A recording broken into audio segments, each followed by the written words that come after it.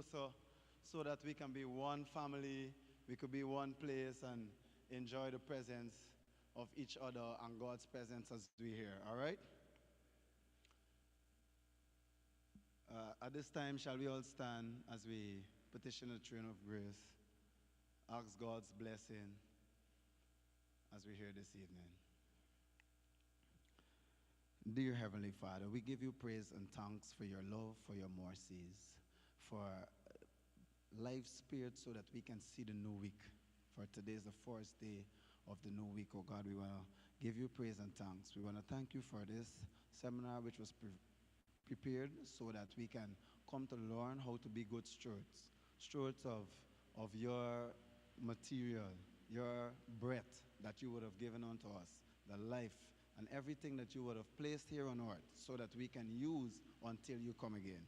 We want to ask that as the information is being given to us, may we use it into our life. May we even share it with others so that others can understand and they too can be good stewards. Please bless us now with a message from you, and please hasten the footsteps of those who are on their way. Bless us now, we pray, for Christ's sake. Amen. We will now take out our hymnals and turn to hymn number 329 for opening hymn, hymn number 329.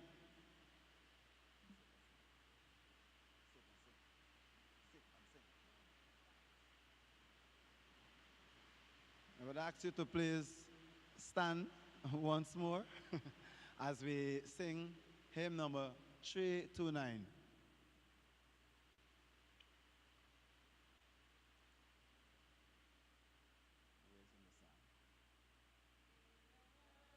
But give me Jesus, but is of abiding.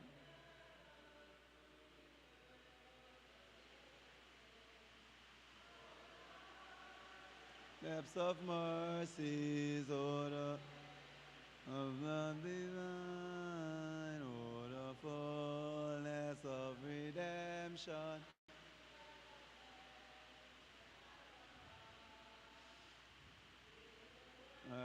But give me Jesus.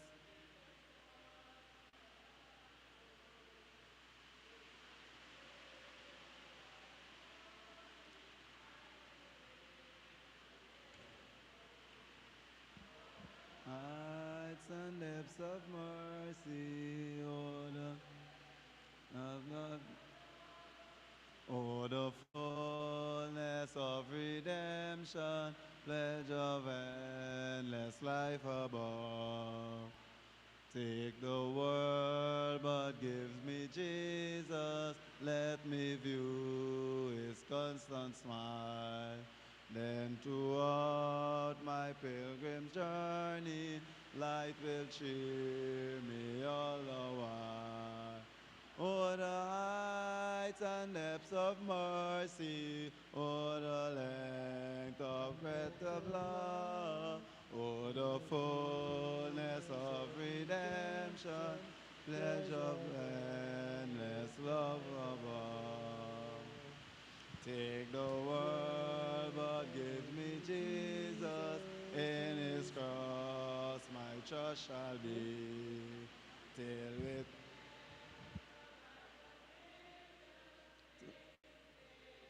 my Lord I see. Oh, the height and depths of mercy, oh, the length and breadth of love, oh, the fullness of redemption, pledge of endless life above. Amen.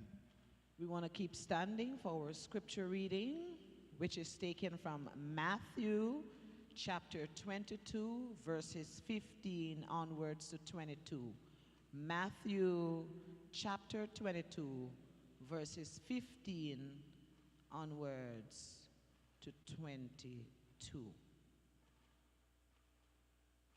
I'll give the technician a chance to put it on the screen for us.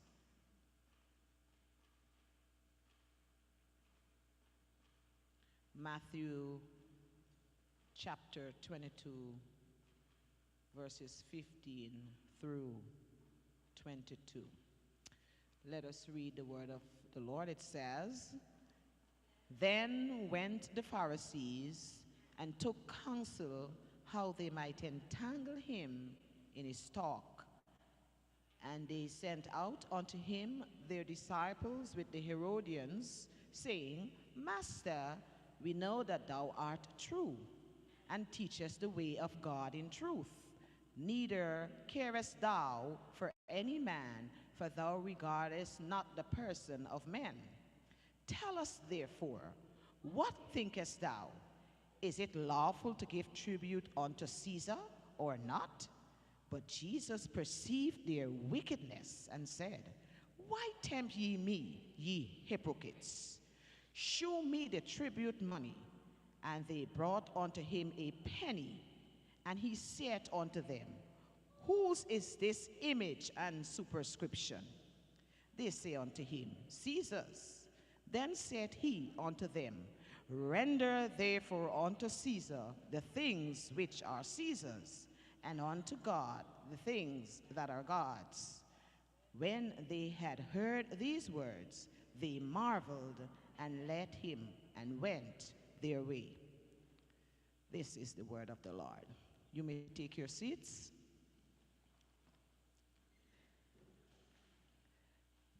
The humble task has been given me to welcome you.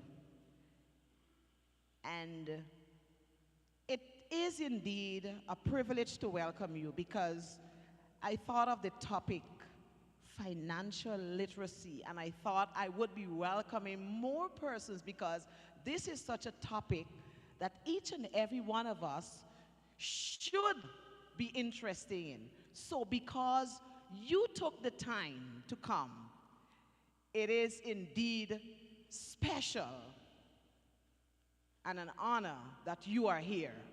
And I want you to turn to the person next to you and say, financial literacy is the reason why I am here.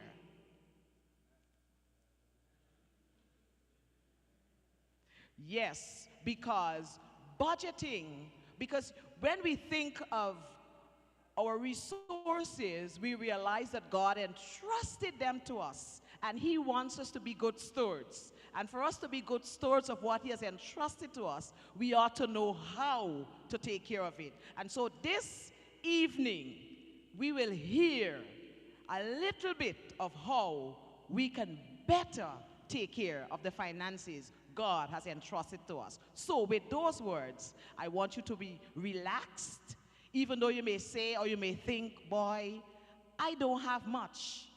But in the hand, when you place that little that you have and you ask God to work with you with that little becomes much. And so with the little, when you use it wisely, it becomes much. And so each and every one of us will leave here not the same, with the information that will come to us.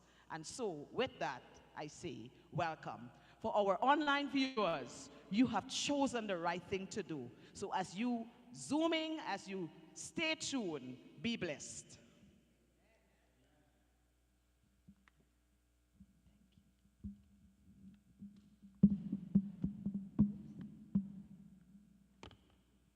Thank you, Sister Deborah, for that welcome. Very well done.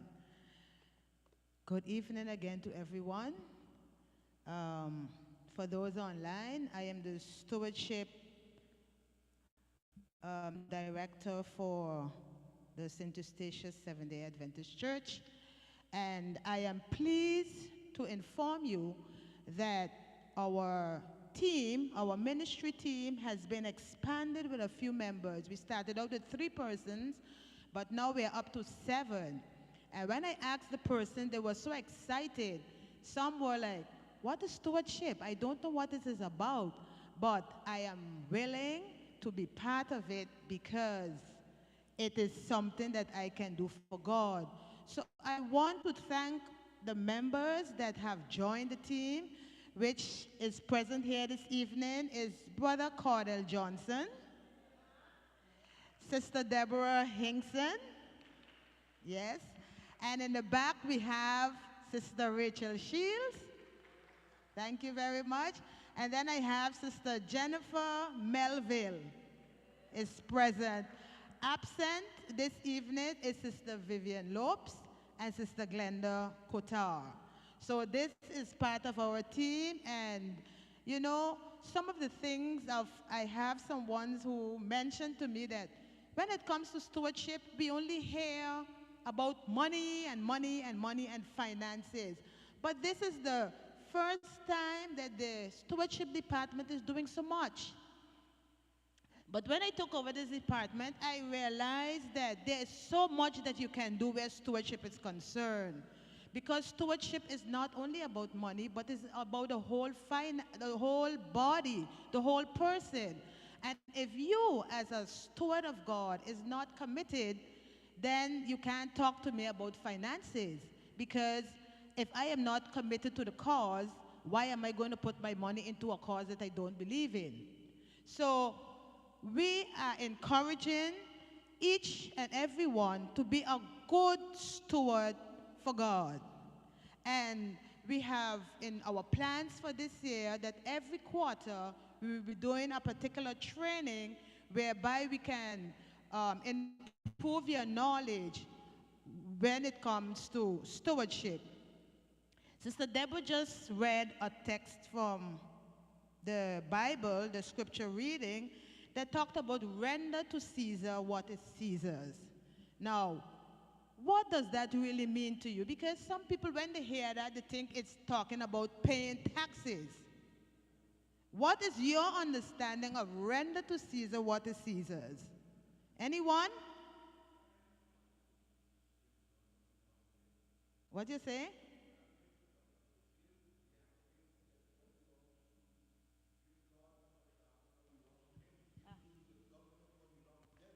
Okay, that's a very good. Give to the government what belongs to them and give to God what belongs to God, right?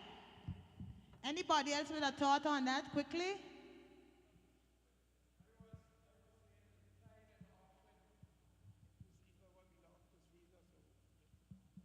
So what would you give to Caesar? Give to God what you have to give to God. So, I was trying to reference like the tithing also, that's part of it also. Yes, yes. Like, like you said, most of the time when we hear stewardship, we think money. But if we also think of our time, when we went down to Caesar, we give our time when we go to work. We are rendering to him the time for work. But we also have to give God the time that God requires of us. So when we give Caesar his time, we are not to take God's time and give it to Caesar also. We are to give God his time that is his. Very good, very good. Because it is said, Jesus said, render to Caesar what is Caesar's. So this is, as we say, is a well-known quote in the Bible. But the persons that asked Jesus, tell us what you think. Is it lawful to pay taxes to Caesar or not? Were they trying to get a straight answer, or were they trying to trick Jesus? They were trying to trick Jesus, because if Jesus said no, what would they say? What would they say if Jesus said no to that answer? You want? They would have taken him straight to Caesar. What you said? They would have tried taking him straight to Caesar Okay. if he had said no. Yes, they would consider it was like treason against Rome, for instance, because he said, no, you don't have to pay taxes. But then if he said yes, what would happen? If he said yes? Huh? It would silence their mischief. Yeah, no, but if he said yes to the question of paying taxes to Caesar, if it's lawful or not, they would accuse him of disloyalty to the Jewish nation. And then he would lose support from those that were following him.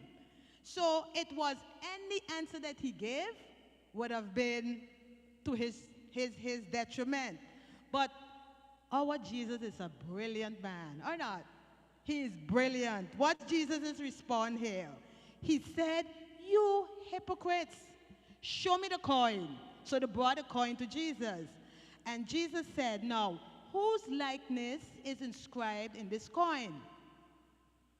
And whose face is on the coin? Caesar, right?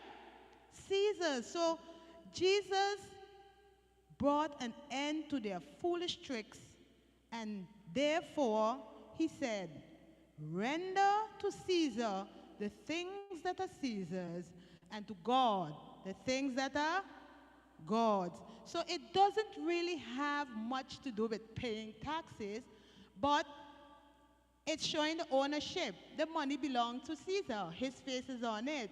And God is letting us know that the things that belongs to God, we should render to God. Which things we must render to God?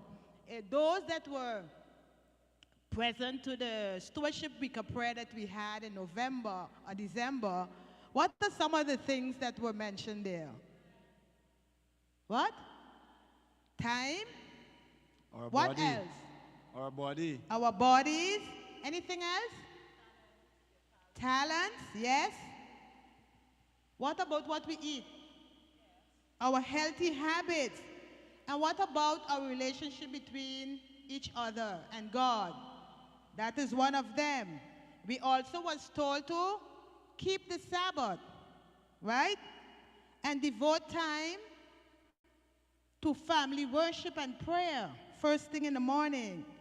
And we was also, which came at the end, because if all these we do, then of course the tithes and the offerings will follow. So we are encouraging you as good stewards of God to be faithful in what we do and to render to God the things that are God. Now, we have a full-packed program. We start a little late, but we want to get right into what is happening. So for this evening, we have our two presenters. See, Brother Alpheus Statham that came over from St. Martin, an accountant for many years, working at the Versant Accountants, Deloitte and Touche, I think I remember in the beginning, you were there. So he is here to do the presentation on budgeting for us. And we also have our community guest, Mr. Anthony Reed, who's a credits consultant on the island and also has his own personal business. He has worked in government for many years, and from the time I called him and asked him if he was willing to come and do a presentation for us, you know, when it comes to loans, because loans also have to do with budgeting. You can't just go for a loan just like that. You have to know what you are doing. He was very willing. So, Mr. Reed, we are so happy to see you. We are happy to have you here. And we will go now right into the presentation. And Mr. Reed, you are the first one up. So come forward, please, and you will give us your presentation.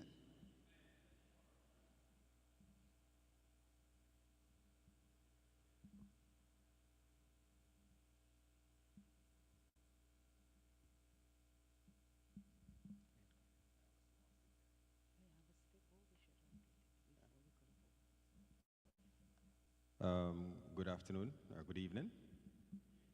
I am only seeing familiar faces, colleagues, of course, friends, so there's no need for a lengthy introduction. And like Madam Astrid mentioned, that I have been a part of the community for almost 10 years and in several different functions, which is nothing new to you guys. I think David would know this, but whenever I have the mic in my hand, I can't stay one place at all. So if it's okay, I would like to exit the podium. Is that possible? Good. Because I like to be closer to the guest or whoever I'm speaking to. Okay, so the question is about budgeting. And most of us who grew up with our parents or even our grandparents, and if you remember how your parents used to go about things, you ask the question, but how should she do it? Now that you have the responsibility to actually be paying the bills yourself. My mother is a master at budgeting. I don't know how she do it. And my mother never have money, but she always borrow money from herself. I don't know how she do it. And I'm sure it's a common thing among the Caribbean. They're always borrowing money from themselves. They have something tied up, put away. And back in the days, speaking about loans, it wasn't a common thing. We didn't have access to loans that much, so they had to be master at budgeting. But the question is, where does the concept of budgeting start? Who knows? When you're budgeting something, where does it start? What did you say? In your mind, in your head. Before mountain reaches, you're already thinking, okay, starts in your mind and next on your fingers. You start counting, I have to pay the bills, money for the kids. I did borrow $200 from somebody, I have to pay them back. So it moves from your mind and goes to your fingers. That is long before it is manifested into paper. So budgeting, you have, for example, when you go to these huge seminars and they speak about all these different factors that are incorporated into budgeting, it is nothing more than a question is, how am I going to spend my money? That is actually the question. What factors do I need to consider? Who do I owe? How much money do I have? These are all questions that you have to ask. Now, a very important, oh, it's up there. Oh, you can skip. Sorry, I didn't realize it's on the screen. Yeah. So a very important question is, okay, can I stick to this budget? And if I'm going to be honest, the answer is almost never. If we're honest to ourselves, we always deviate from the budgeting for some purposes or some reason. And even though you're a master, if you're at home, if you're at your own company, even within the church itself, you put aside something, but something always pops up and you always have to deviate a little bit. But there's nothing wrong with deviating in budgeting. Madam Tatum, who used to be our commissioner for finance, and if you listen to the Island Council, she's always speaking about the budget amendment. Because you always have to make some changes in the budget to accommodate what you're doing. So whenever you're budgeting yourself and you make small changes, you don't need the fancy word as David is here as well. You don't need to speak about the budget amendment. It's actually finding a way to make small changes to your budget. And that's how it works.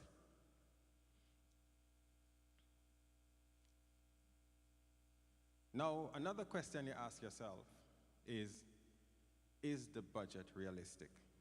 And this is where we come into the different aspects to consider. It is very important that whether you're you're going to take a loan for something, whether you're going to be using something from your savings, whether you're going to be using your salary, whenever you're making a budget for whatever activity, you have to make sure that it's realistic, because sometimes we are very unrealistic. Now, when it comes on to loans, is when you start to write down all the small little things, you come to a realization that sometimes your expenses is much more than you think they are. So let's say, for example, if you want to have a loan from credits, we have an Excel sheet, and in that Excel sheet, we have questions. It's actually a questionnaire. And there are several different aspects of it. One of the most important aspects that we sometimes overlook are, next slide, are our personal expenses. Because sometimes, let's say for example, you are so used to paying the water, you're so used to going to Duggins and spending this amount, but you spend it and you forget it.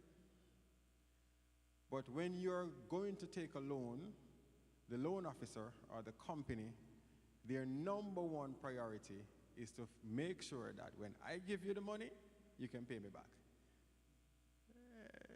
All the other things are just on the side. They want the money back with interest. So some of the factors to consider is, what are your expenses? Whether it is sending money for the kids abroad, whether it is giving your mother her finances, your food, your rent.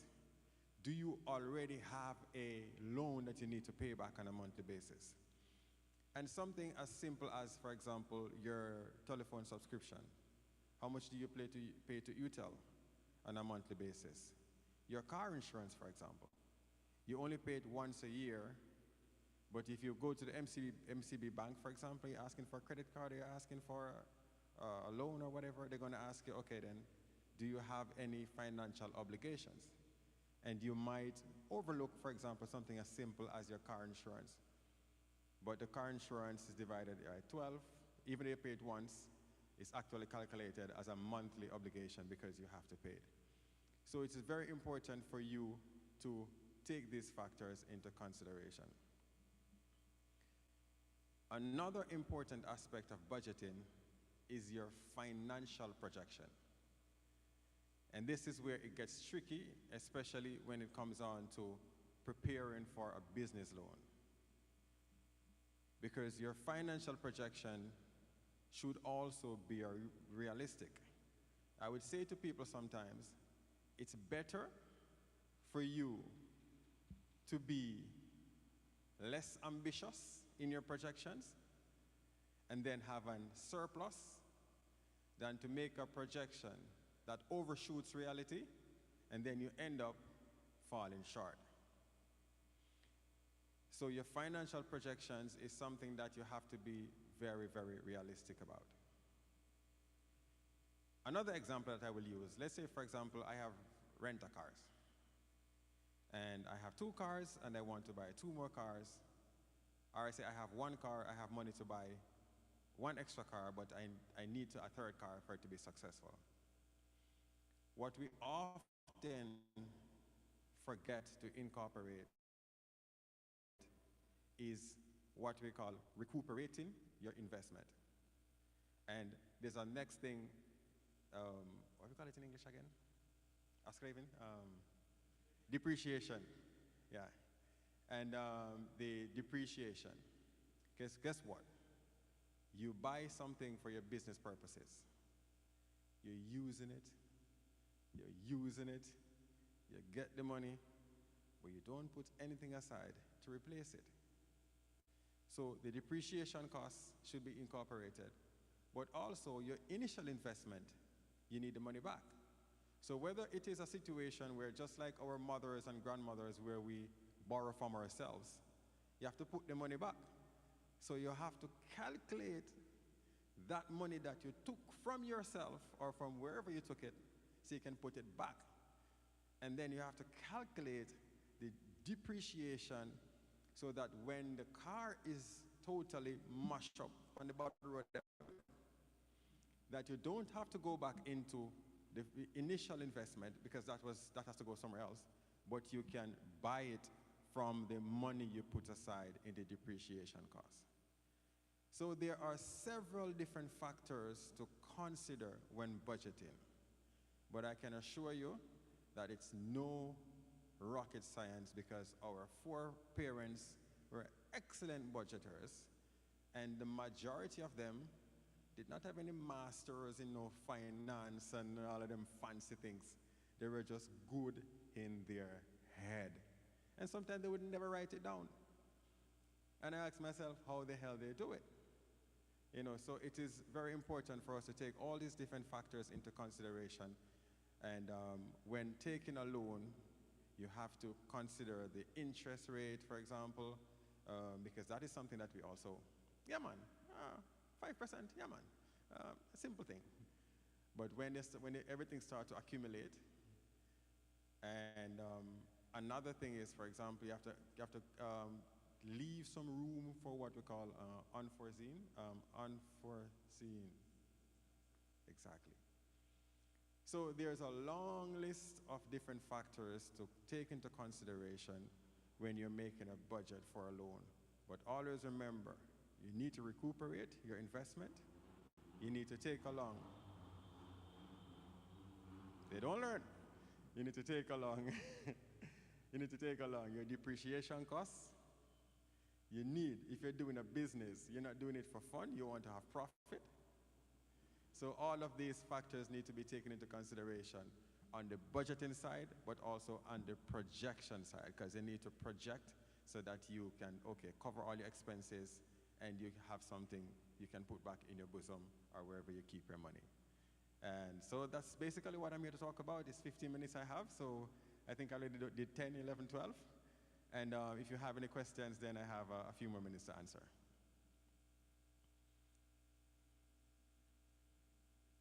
Mr. Kotara, I see you smiling.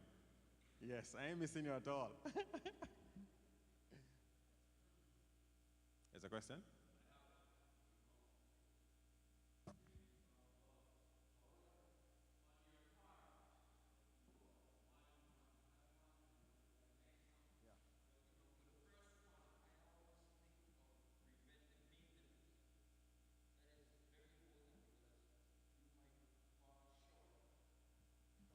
In buying the second car,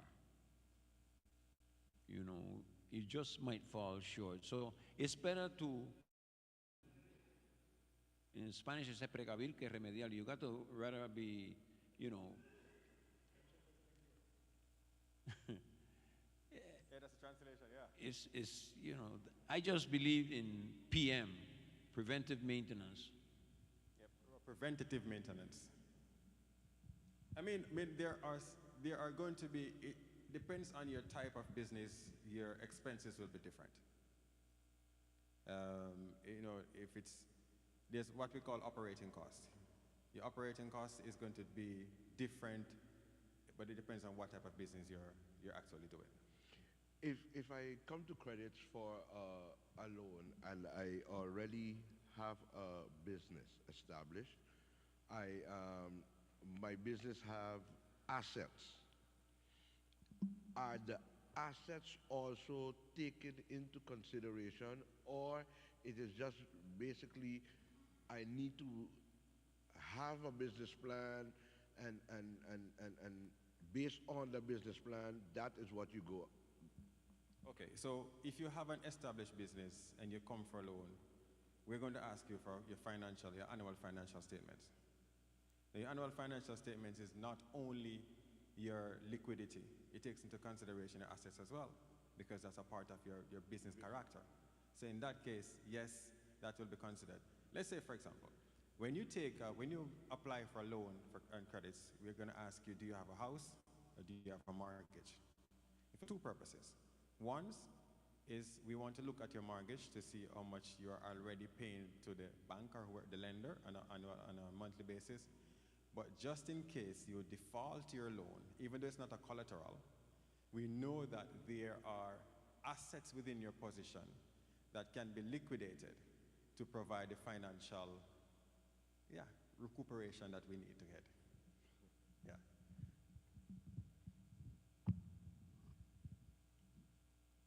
Any other questions? No, I see why you're so fit on the football field. You have to walk a lot. Can you tell us what kinds of businesses you can get a loan for? Can someone come and ask if they want to buy a vehicle? Can they get a loan from credits, or is it just to start up a business? And what are your interest rates? Can you give us some more details? Okay. I think I will invite myself to our info session here one night to provide more information about credit. But credits only provide business loans. We do not provide personal loans and those things, only business loans. There are currently 3 different instruments, types of loans available for Centostatius. We have the microfinancing, which is the one that most people use here. And the interest rate is below 10%. Now it's 9.97%.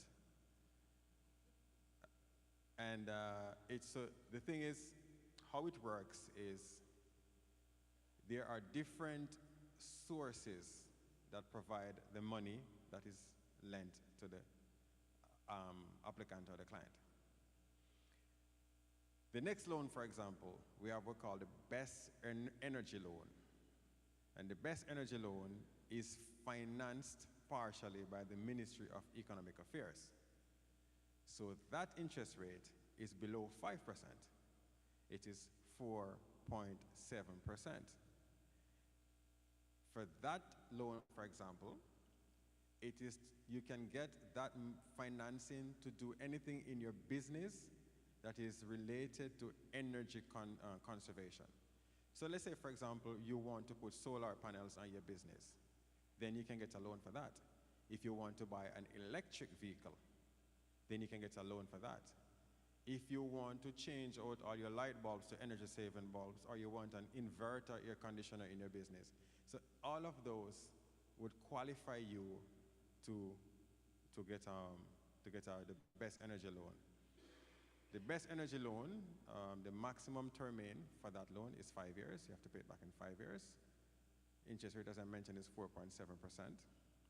So it's much cheaper in terms of interest rate than the microfinancing, which is maximum 6 years as well. Then we have one we call the Best Culture Loan. Now, the Best Culture Loan is only available for the Best Islands. There's not for St. Martin, even though we are affiliated to St. Martin. And the interest rate is 1%. Because Cultuur Ondernemers Nederland, denk ik, something like that. They are the one that finance that loan. Actually, it's so broad because it says creative industry. So once you're in the creative industry and you can apply for the loan, the likelihood of you getting that loan is very high. And the thing is, we have not given any cultural loan in Centostatius, as I said. I have the first application that I'm almost finished with, but we were hoping that more applicants would access the funds. There's something else in terms of, I'm not making a comparison, but even though the population of Saba is smaller, Saba has 3 times the amount of loans than Centostatius does. And they have probably 4 times the amount of applicants than Station does. So I would encourage, if you need to take a loan, take a loan.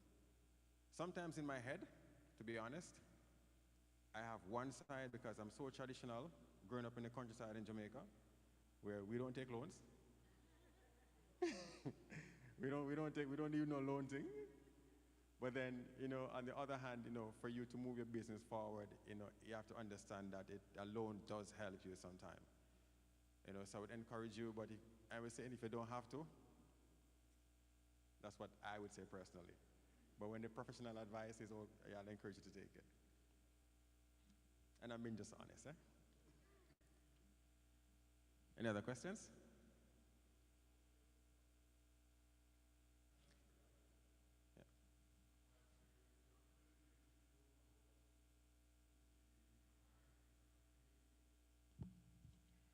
What role does discipline and self-control have after you take a loan? Because I can recall going for a loan to build a house, but then when I evaluate it, I get an estimate from a contractor, and then I figure for myself, well, there are certain things I can do for myself that if I economize as much as possible, I can purchase myself a car out of that loan. So that calls for a lot of discipline and self-control, and I want to know what role does that have to do with anyone going for a loan? The thing is, irrespective of what you're doing in your life, whether it is at home with your kids, in the workplace, how you communicate, there is a certain measure of self-control and discipline that has to be taken into consideration. Because what happened, just for example, I was speaking just when I could hear a bike, and with the tragedy we had a few days ago, everyone was a bit taken back. We see little by little people forget, and they have lost the self-discipline and the self-awareness, and they go back to where they were. So whenever you have a loan, and sometimes it's like a burden on your mind, when you have that financial obligation to pay back, because when month end is coming up, for example, and you do not see how you're going to pay it back, it can be a burden on your mind as well. There are possibilities, for example, and communication is key.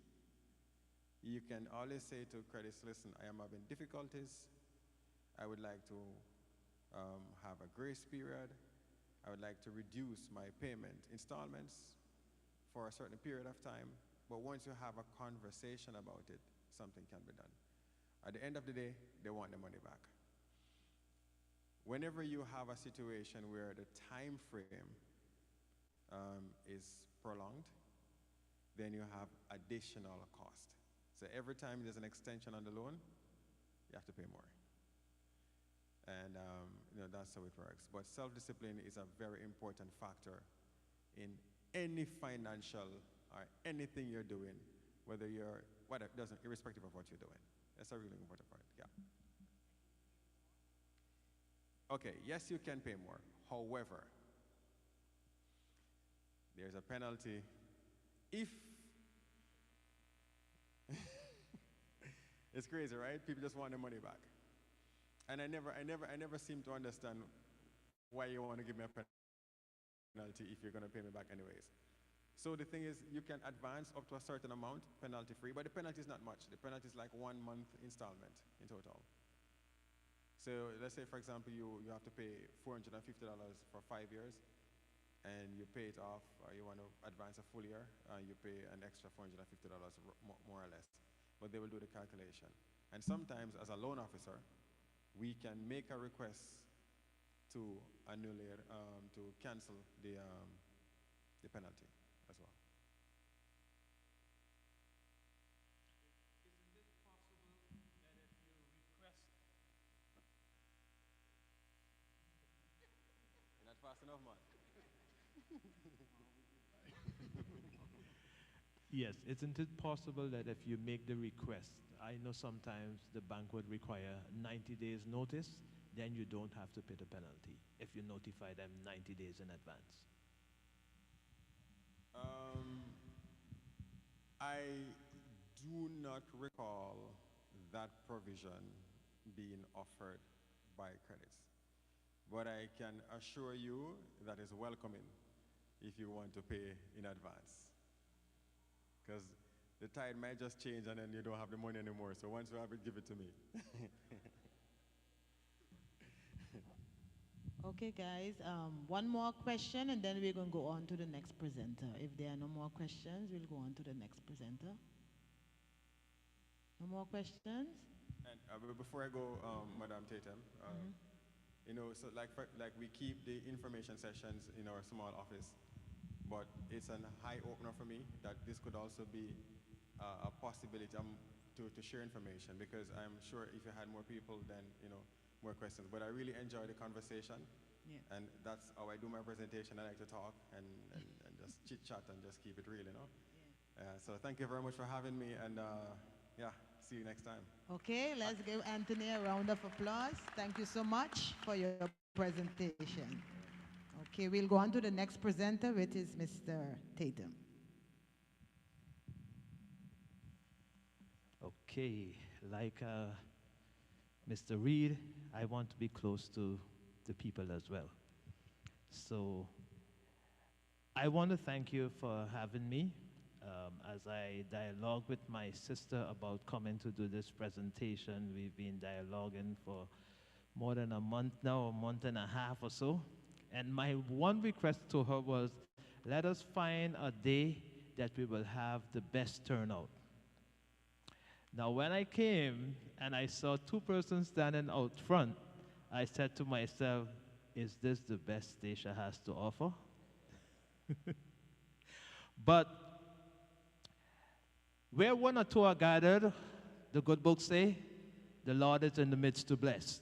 So if there are 100 more that have been blessed today, you're going to receive, instead of just your blessing, you're probably going to receive extra blessing for the other 10 that had to be here. Now, when I say that, then you have a responsibility, because if you receive blessing for 10, then I want you to make sure you find 10 persons and share the information with them, because the information is very important. Now, I wished, I said yesterday, I wish to see more young people here. Why young people? I'm going to start by saying this. You know, it was only after, even though I'm an accountant and I've been an accountant for many years, I bought my land in 2005.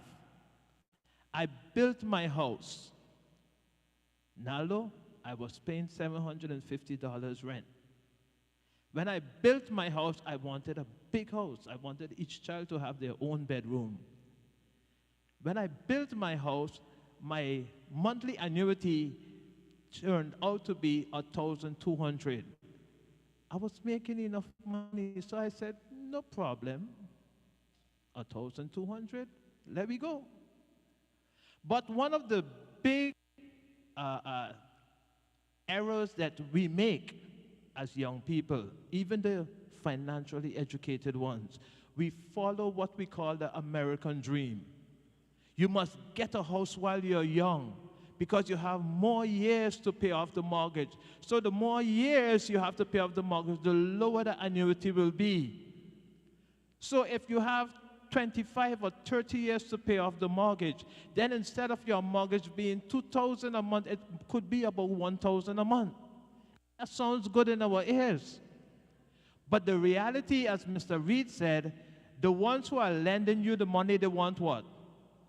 They want the money back, and they want it with interest. If I was to pull up an amortization schedule and just show you, if you borrow $200,000 to build your house, and you are paying that off in 25 years, you're paying back more than $400,000 to the bank, you know. But when we do the calculation, we don't stop to look at those things. We only look at, is the amount I have to pay monthly convenient for me? But you have to look at the long-term effect. Because the bank's going to get richer, and you and I going to be poorer. It would be wiser if we take a lower amount, build maybe a 2-bedroom instead of a 3-bedroom, and then gradually you add on the 3rd bedroom. Just put the foundation there. Add on the piece as you go along.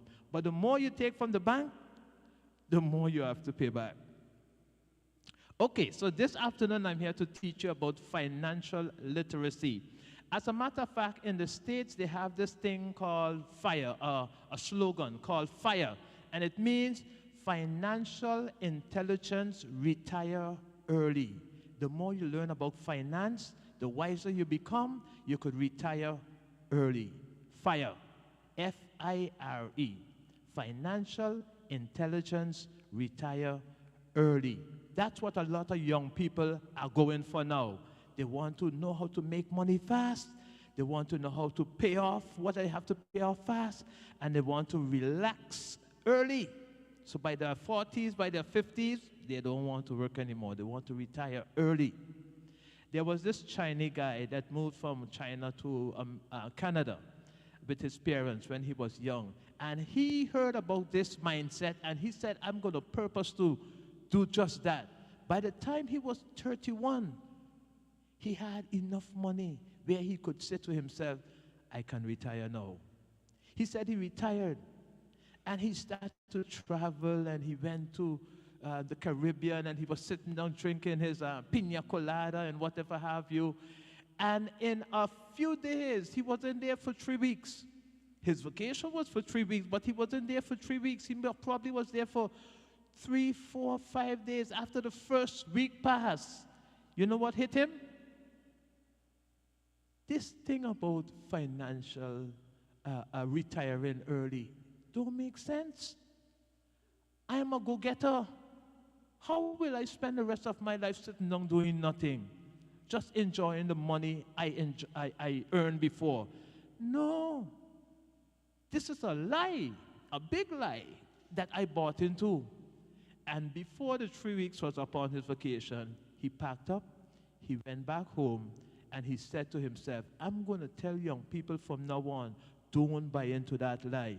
You're going to feel like a waste, because if you're a productive person, a hardworking person, to wake up one day and say, I ain't doing nothing else for the rest of my life, is a big lie.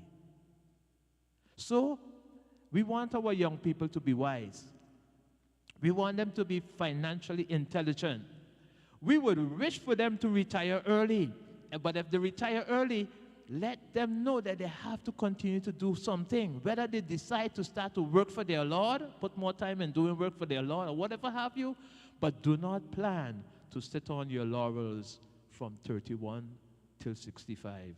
It's going to be a boring time for you. You have to keep active. You have to be doing stuff. Amen?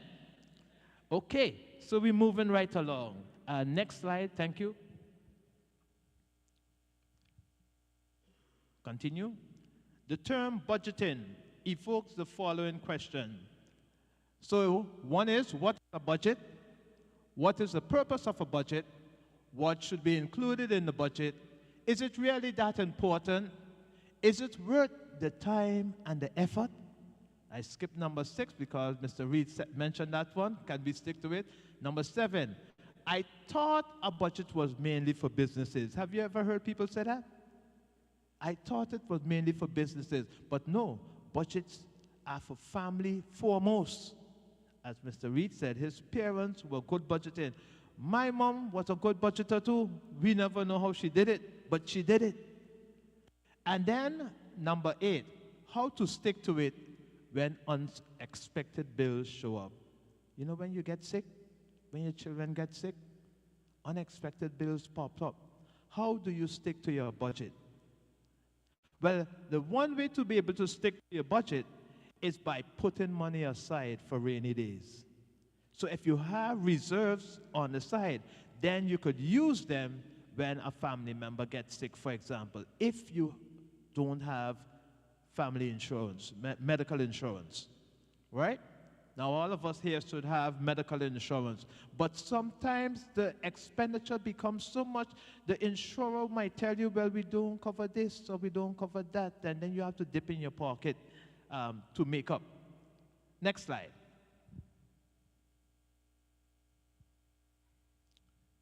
So a budget.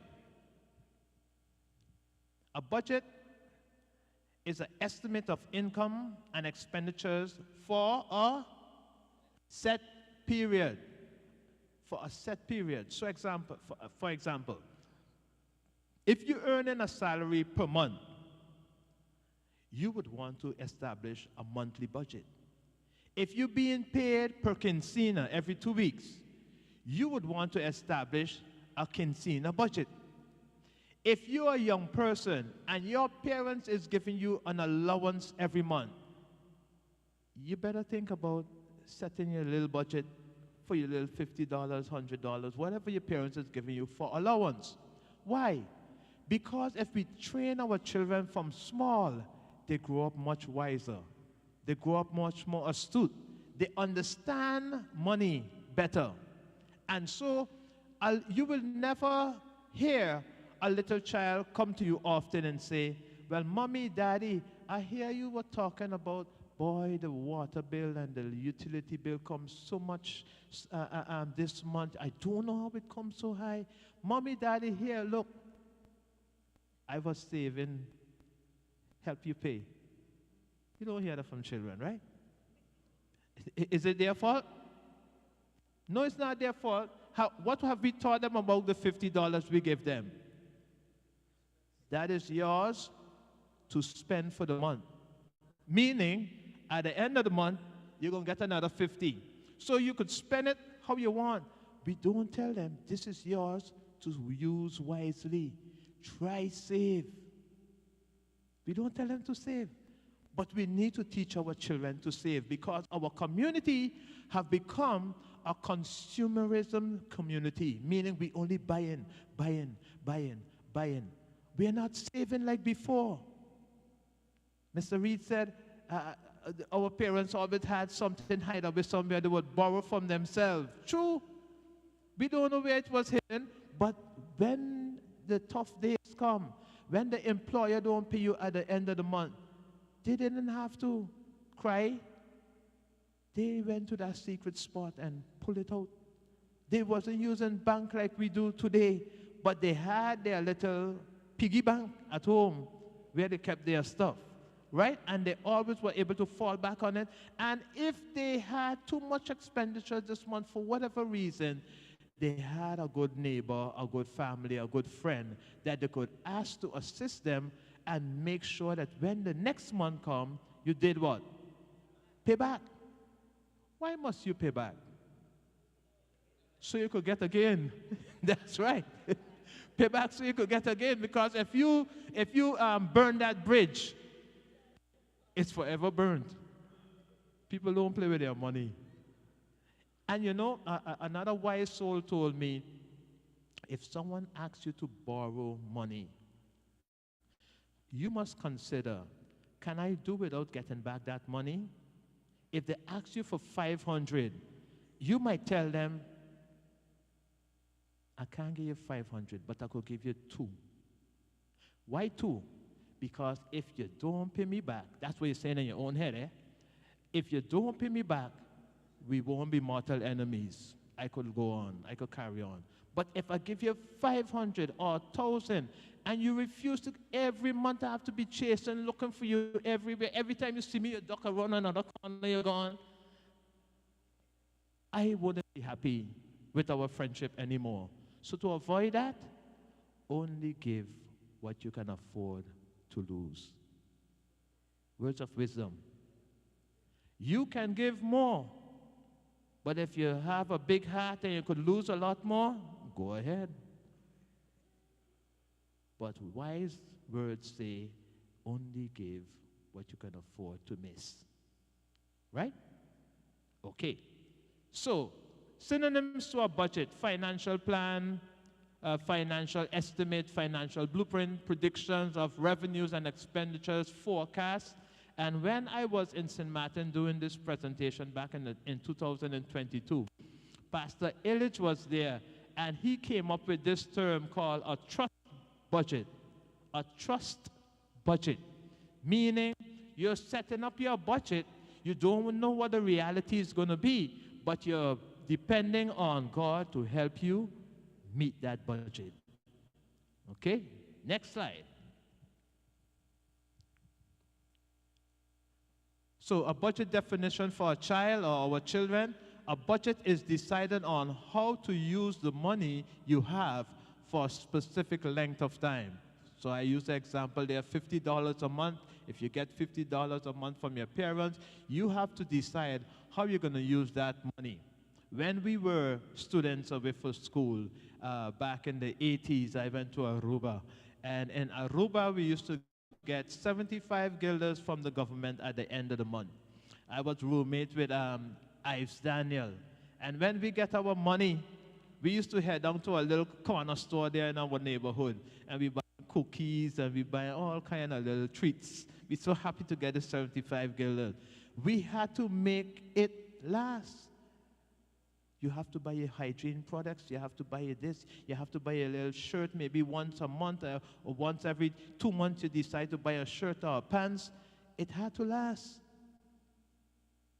And all the children my age who went away for school been through the same thing. I think some of the older ones had less than us, but those days the cost was lower too. But we managed by God's grace. So it's important to learn how to budget from very young.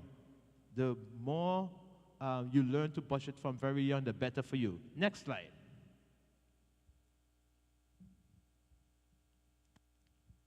So a budget for adults, now I use some bigger words. I wanted to cater to the children and the adults. A budget for the adults is an operational, you can have an operating budget, an operational budget. A budget outlines the funds you need to make for your household or business to run it efficiently and successfully during a specific period. Now, I keep reminding you, a specific period. That is what the budget covers. If you set up for your business a budget for the full year, you want to break that budget down in monthly intervals, so split it between 12 months.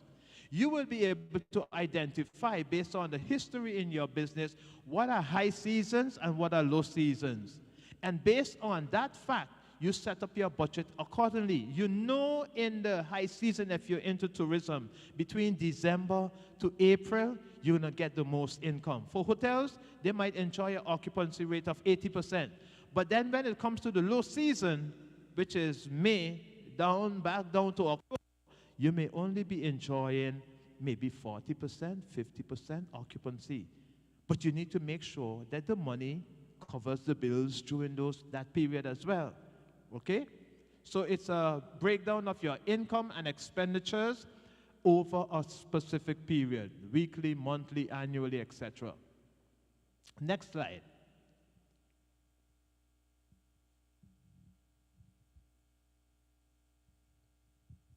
So the main purpose of a budget is to help us.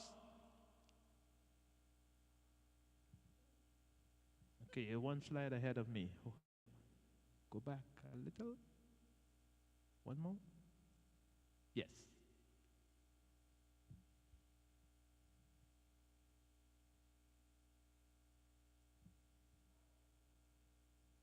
Forward. One. Yes. The main purpose of a budget is to help in planning your money's future use.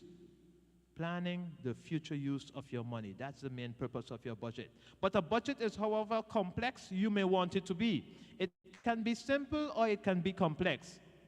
It can be on one piece of paper. Mine was on one piece of paper for many years. And it can be a spreadsheet or a budget template or an app on your phone. Now you can get them on your phone. You can access online budgets and set up yours there, so that everywhere you go, you have your budget with you on your phone. One of the primary reasons for budgeting is it is important to ensure that you always have enough money to meet your financial needs and pursue your financial goals. What did I say to meet what? Your financial, not wants. Your wants will far outweigh your needs. You need to make sure you're catering for your needs, your financial needs. However, the benefit of budgeting don't end there. Another great reason to budget and save is so that you will have money to seize good deals in the future. Now, take me to the next slide. So this was an experience I had just today. I got this advertisement during the course of this week. And this is an advertisement for Winia, by the way. It says, airfare's gone nuts. If you pay $19.99 and the fine print says, plus the taxes, you can get a flight on Winia to any destination they're traveling. So I know my kids wanted to go to see their grandmother in July. So when I got this, I decided to go and look at it this morning. Good thing I did, because in the fine print it also has May the 30th is the deadline. So you have to book up until midnight tonight, but you could travel anywhere between now till October. So I said, $20? Wow, that sounds like a good price. Let me go see. And I went online with my sister this morning, and we were searching. Finally, we found where the special is being advertised. And we went in and we put in the destination and we put in the days we want to travel, etc., etc. And when we were done, At first, when I went in, the fare for 2 of my children to go to Dominica at that time turned out to be $1,010. So $505 per child. When I went in and I followed through and I looked for all the deals and stuff, guess how much I got the 2 tickets for? A wild guess. No, man, not the same price. The advertisement sounds too good to be true, so usually that's a lie.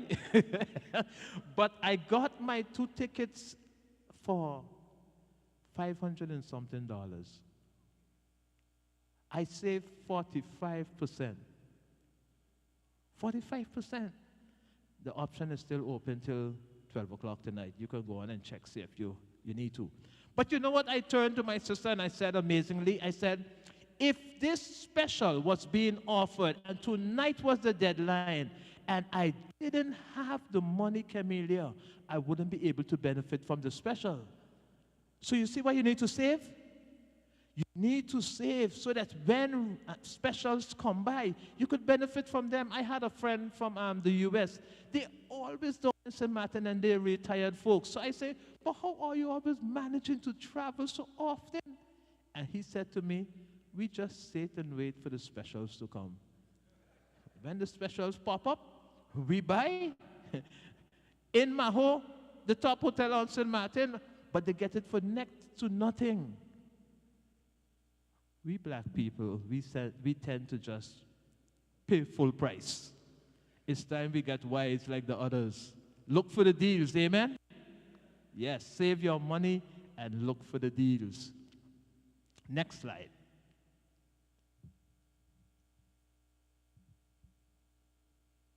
So that is the one there. You saw the price at the top was $910, and I still had to add there $100 for the seat fee and the suitcase fee. Both ways, it ended up $100, $5 each for the seat and $20 each for the suitcase. Go in and come in $20 each. So by the time I was done, I was able to pay only $556, and I saved $454, 45%. That's good in. Yes, Sister Christina.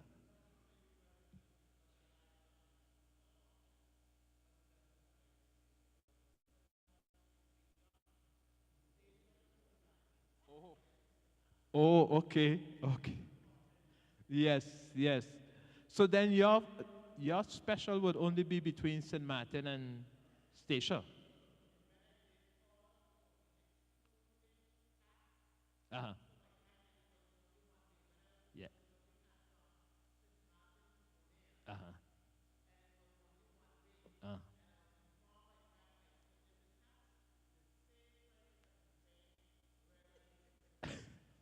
I'm so sorry. But like I said, you know, it looks wonderful. It looks very inexpensive. But I was able to benefit today. I thank God. I'm sorry that they still sticking to you here in Stacia. When they treat Stacia bad, a long time. I hope they don't complain when I'm going back tomorrow. Yes, but when we have money saved, we can benefit from specials, is what I was trying to say. Next slide. What should be included in our budget? Who could tell me? All income? And when I say all income, please don't go overstating your income there. If you know you're making $2,000, don't put in there $2,500. Because when you overstate your income, you're going to think you have more money to spend than you really have to spend, right? And then all expenditures. And here for all expenditures, I'm saying here as well, don't kid yourself. Don't leave out certain things that you know is a monthly expenditure, right? Then you must put aside some reserves or savings. And as Christians, we have a unique budget line item. What is that? Tithes and offering. So, I was talking with some young people about tithe and offering because it seemed like when the young people grow up and they start to make money, they don't see the importance of paying tithes and offering. and they don't understand the blessings that come from paying tithe and offering.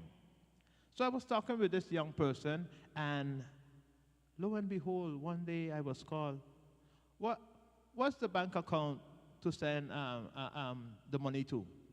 And I was like, oh, spoke to them a while, but years after, somebody wake up. I gave them the bank account number, and they send the money.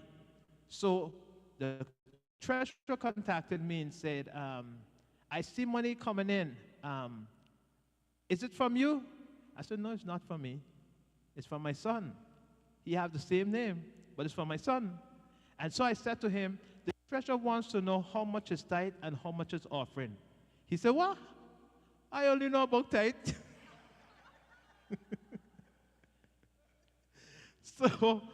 So I used the opportunity to then pull up the text from Malachi 2:10 that says, will a man rob God? Yes, you have robbed me in tithes and offering. And then I pulled him up another text that said, when it comes to giving offering, God loves a cheerful giver. So the offering is up to you and I to decide what percent you're going to use. Yes, it's up to you and I to decide what percent we're going to use. But whatever you decide, you continue to give based on a percentage. For God loves a cheerful giver. You know, I laugh because it was a learning opportunity for me, because when I was a student, I was working in the States in the bookstore, and I used to get about $200 every 2 weeks or every month. And when I made $200, I used to pay $20 for tithe and $5 for offering. Follow me now. But when I work extra and I got $230, I paid $23 for tithe, $2 for offering. I wasn't given on a percentage basis. And then one time I got extra time work and I made $250. How much did I pay for tithe? $25 for tithe. How much did I pay for offering? $0. My mind was set on not going over $25 nalo. It wasn't based on a percentage. And yes, I grew up in church and I learned tithe and offering, tithe and offering, tithe and offering. But I'm growing into adulthood now. I'm 25, I'm 24, I'm 23. I'm out on my own now. And I have to now apply what I was taught when I was younger. So one morning, just before I graduated and left the U.S., I had an encounter with the Lord.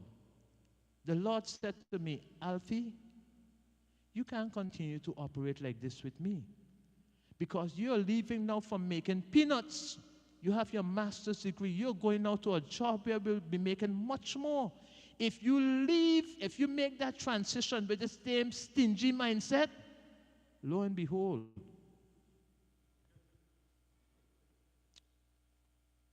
the rest was history.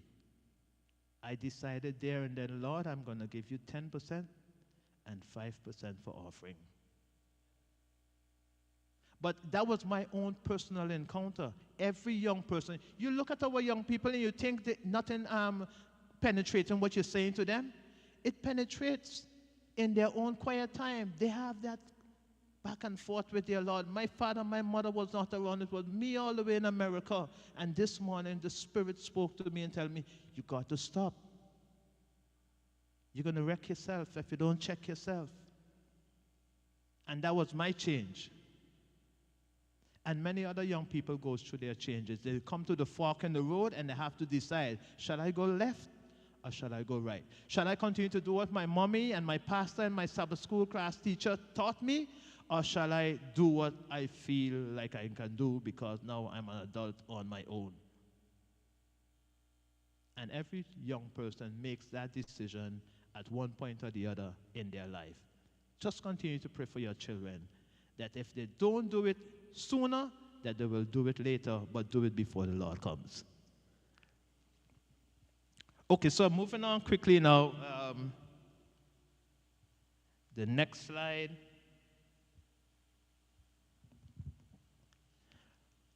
The next one. Oh, no, let's cover that one. Let's cover that one. I got to cover this one. So it says, consider the cost before pursuing it. How can I stick to my budget? Consider the cost before pursuing it. Stop making what? Emotional purchases or decisions. Think things through properly and then move forward once you are certain it will not place you in financial hardship. For example, buying a vehicle. Will you only buy it because of how nice it looks? The attention you're going to get from your friends, etc.? No. You need to consider whether or not you can afford that vehicle. When I started to work back in 1995, I went to look for a loan. The same year, the bank said to me, we need a copy of your contract. I brought my contract. I showed them. They said, oh, you just started to work. You're impermanent. We can't give you no loan. You're a risk. You're high risk. And I was like, what? But I'm making money off what I could pay my car loan. But for the bank, I had to wait until I was working 2 years, got a permanent contract for the bank to trust to give me a loan. The bank don't make joke.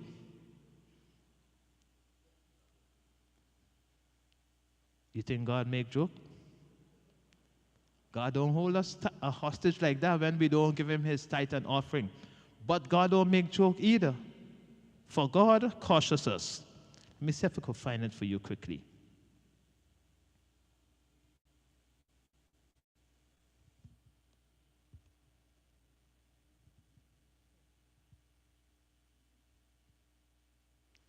There is this text from 3 John chapter 1 verse 2 that says, Beloved, I wish above all things that you what?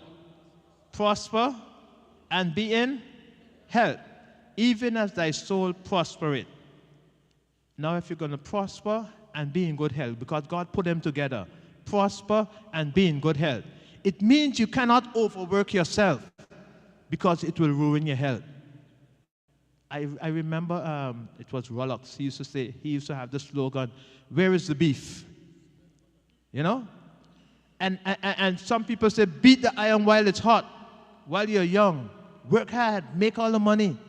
But a lot of young people who does that, later on in life, when they hit their 50s and their 40s, they realize that their health is failing, and all the money they work so hard for have to now go to pay hospital bills. But God said, no, I don't want that to happen to my children. I want you to keep things in balance.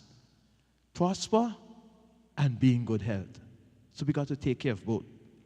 And then down here in 2 Corinthians chapter 24:20, it says, And the Spirit of God came upon Zacharias, the son of Jehoiada, the priest, which stood above the people, and said unto them, Thus said the Lord, Why transgress ye the commandments of the Lord, that ye cannot prosper? Why are you transgressing the commandments of your God, that prohibiting you from prospering? But a lot of the young people figure that because they're not paying their tithe and offering and they have the money to do all what they want to do, they are prospering. You're not prospering. You're working like a leaking bucket. For those of us who used to drag water when we were younger, you know what it is to go get water and then reach home and have the water leak out? Double work. This is how we work when we don't follow God's command, dictates. God has an easier way for us to make it, but we choose the hard way many times.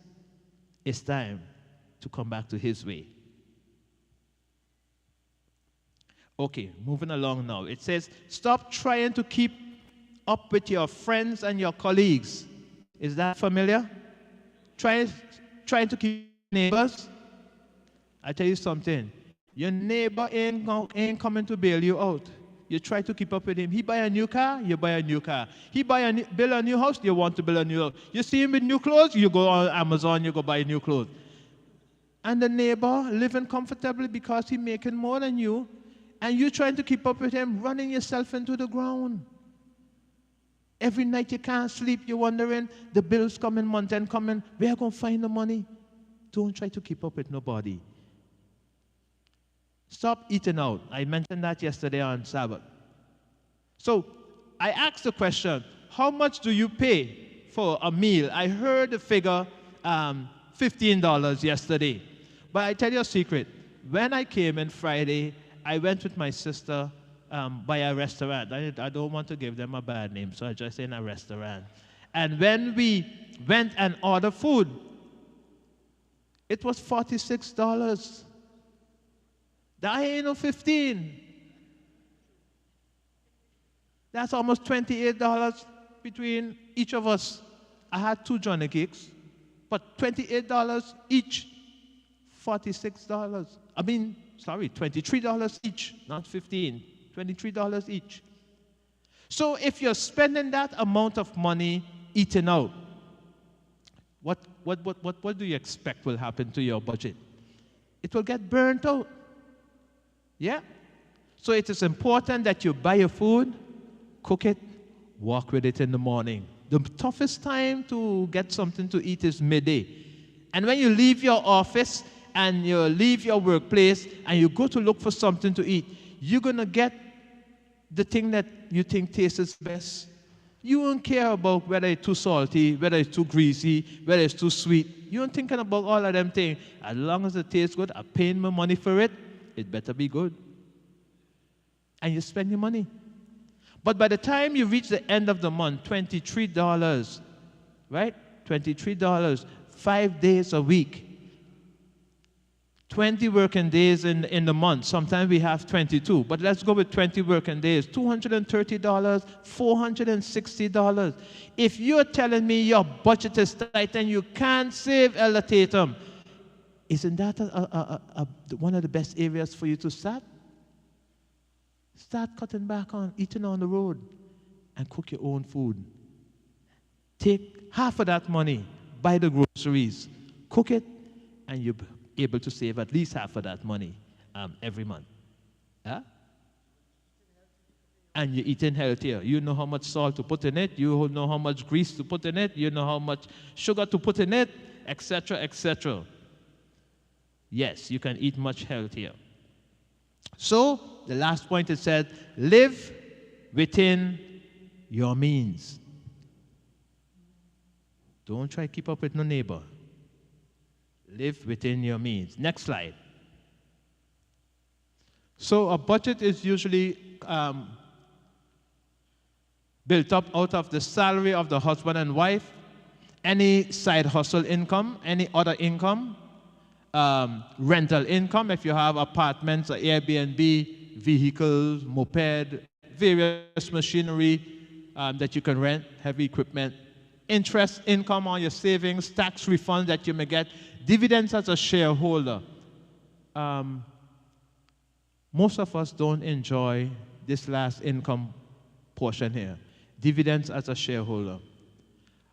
You know, long ago, we never used to pay much attention to it.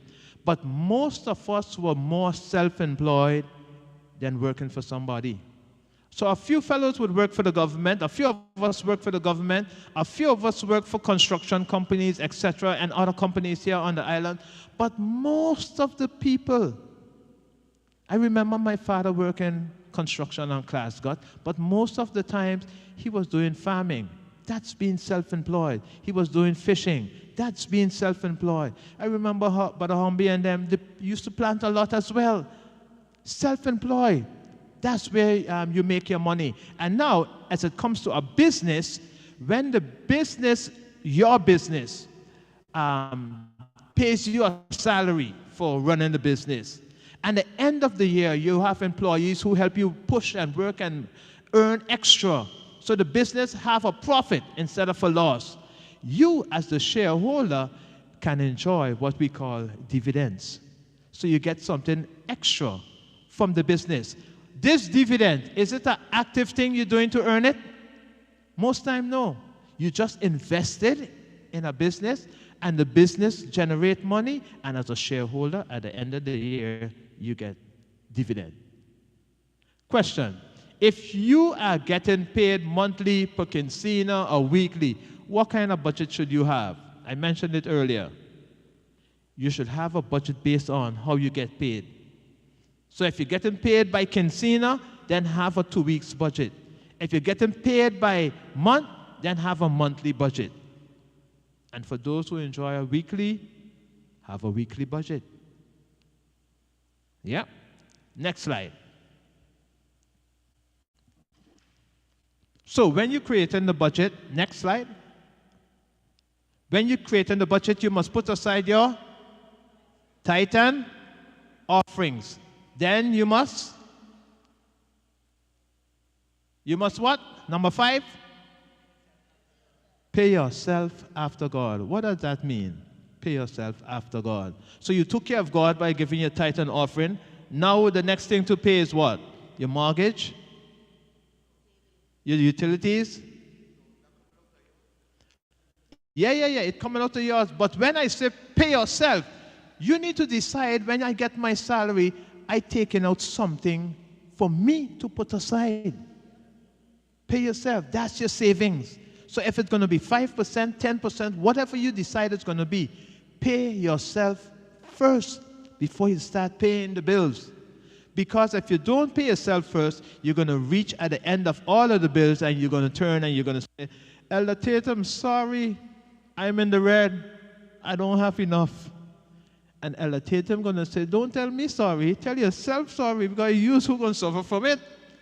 You need to fix that problem. If you realize you're paying too much out, you have to sit down with your budget and start to see where I can save, where I can cut back. So we're going to look at the budget shortly. Next slide. Finishing just now. Why yourself? Because you will suffer because of it. If you don't fix it quickly, the suffering is not only now, but all the way down into the future. You're going to always be running behind. You're always running in the red. You always don't have enough.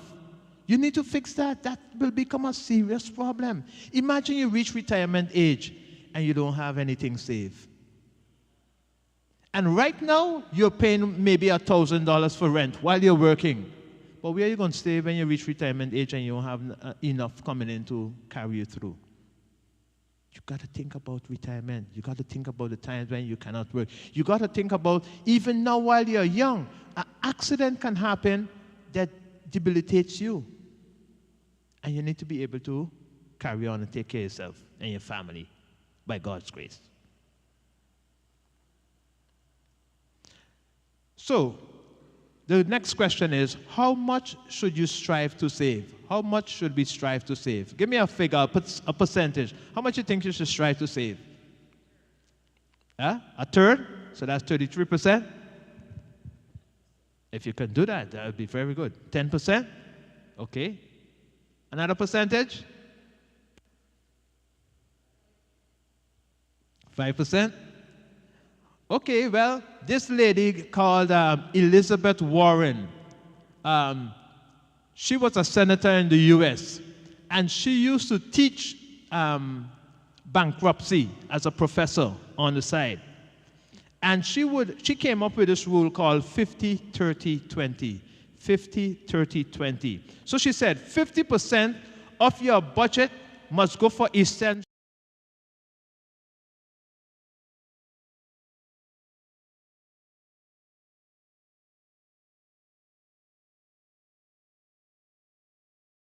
For saving, 20% for saving. Now you will notice that she is not a believer like us. She mentioned nothing about tithe and offering. So if you have to also cater for tithe and offering, 10% for tithe, 5% for offering, out of that 20%, you will only be able to save 5. Or you have to try and take something out of the 30%, the discretionary spending, and see if you could save more there. Right? But her advice is 20%.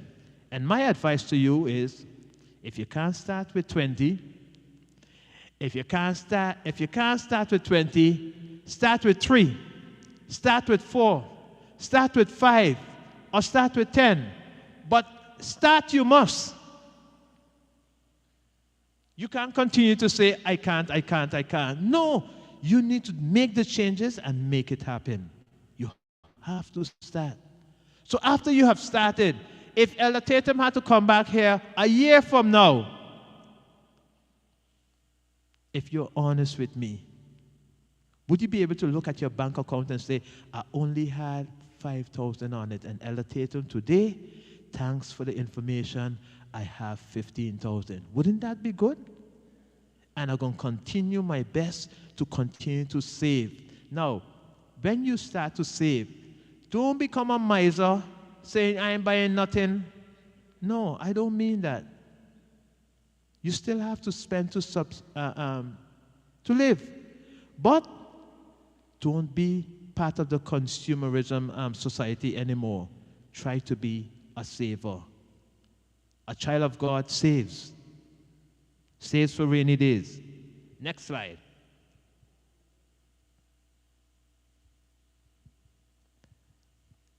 Okay, the things that we're going to include in the budget, I mentioned a few here, but when we look at the budget, we'll talk about that some more.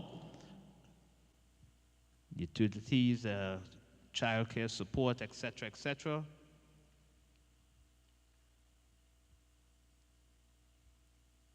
And I reached to the point, the next slide, where you can ask questions and answers, or we can go to the budget, and then we have some questions and answers. Which one you prefer? Look at the sample budget. Okay. My assistant upstairs. Try and enlarge it a little for us. Yeah. Okay. I want you to help me fill in the figures. So, if I were to click on the one that said simple, the sheet that said simple, Brother Hickson. Click on the sheet that said simple. Yes, enlarge it for us a little bit. I placed there, good. I placed there, scroll up to the top. I placed there some figures. I don't know if they're realistic, but I placed some figures there. Scroll up to the top. Thank you. Okay, so salary 1 and salary 2. So this is a family, a husband and a wife. Let's assume one person, one spouse making $1,000, the next person making $2,000. Right? That is what we put here in the second column called projected. We putting our budget together, so we're saying this is how much we expect to be making. Then you have the actual. After you have put the projected together, every month you want to put the actual next to it because you want to compare. Okay, there is a net. I'm going to come to that shortly. Yeah. Okay? So here I'm presenting the net figure, what you get to go home with.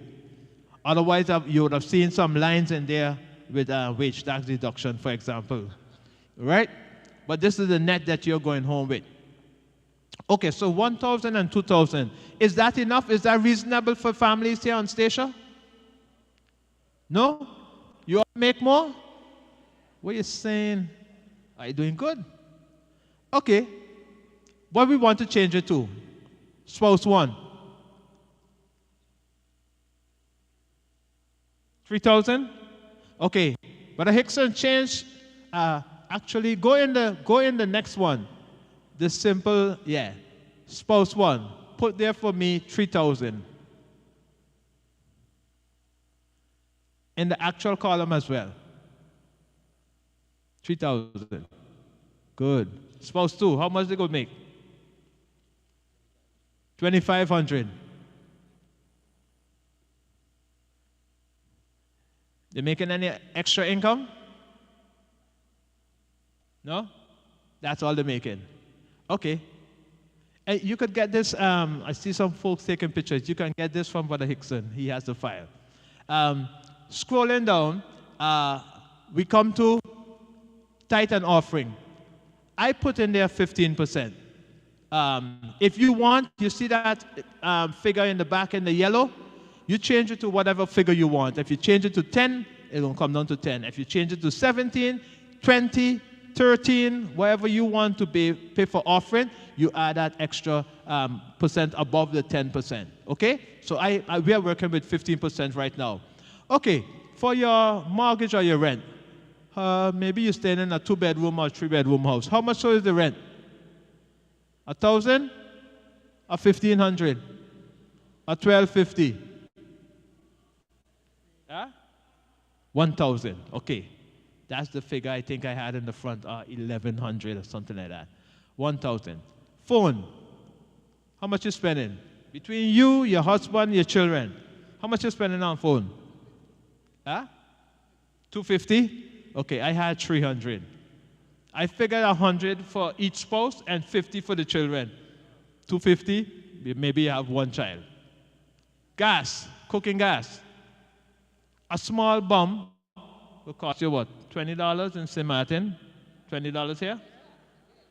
You don't have small bombs, you have the big bomb. You have small bomb? How much? How much is a small bomb? No, that's a big bomb, 100 and something dollars.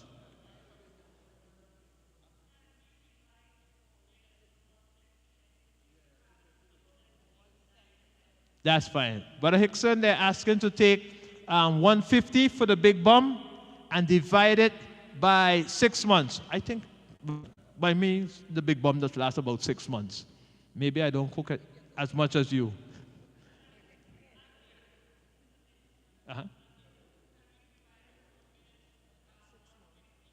The phone bill to 150?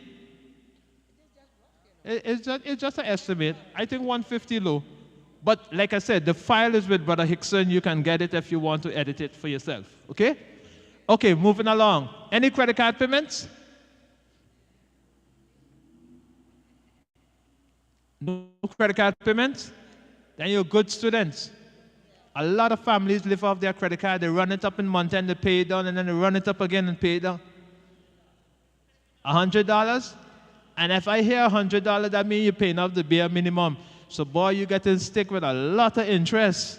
That's 18 to 22% interest. If you learn anything as this afternoon, if you having problems with your finances, try pay off your credit card first because it's the highest interest rate.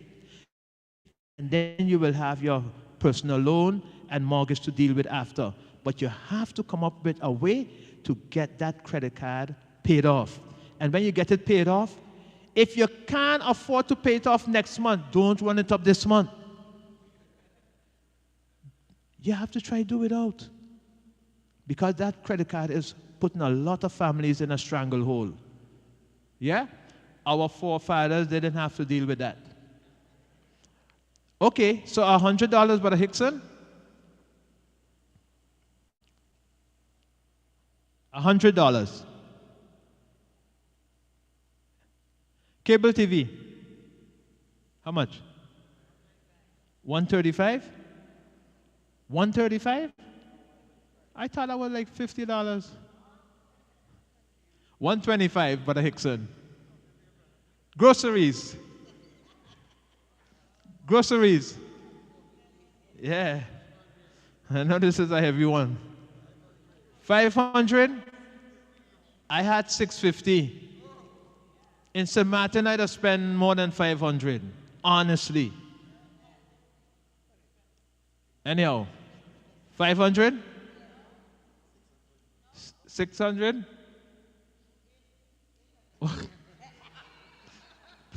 She said put 8.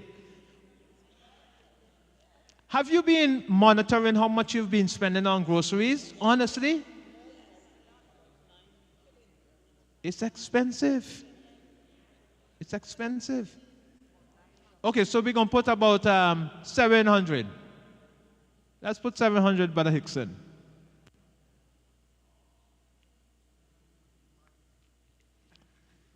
Then if you have a car, or if you have a house, about what?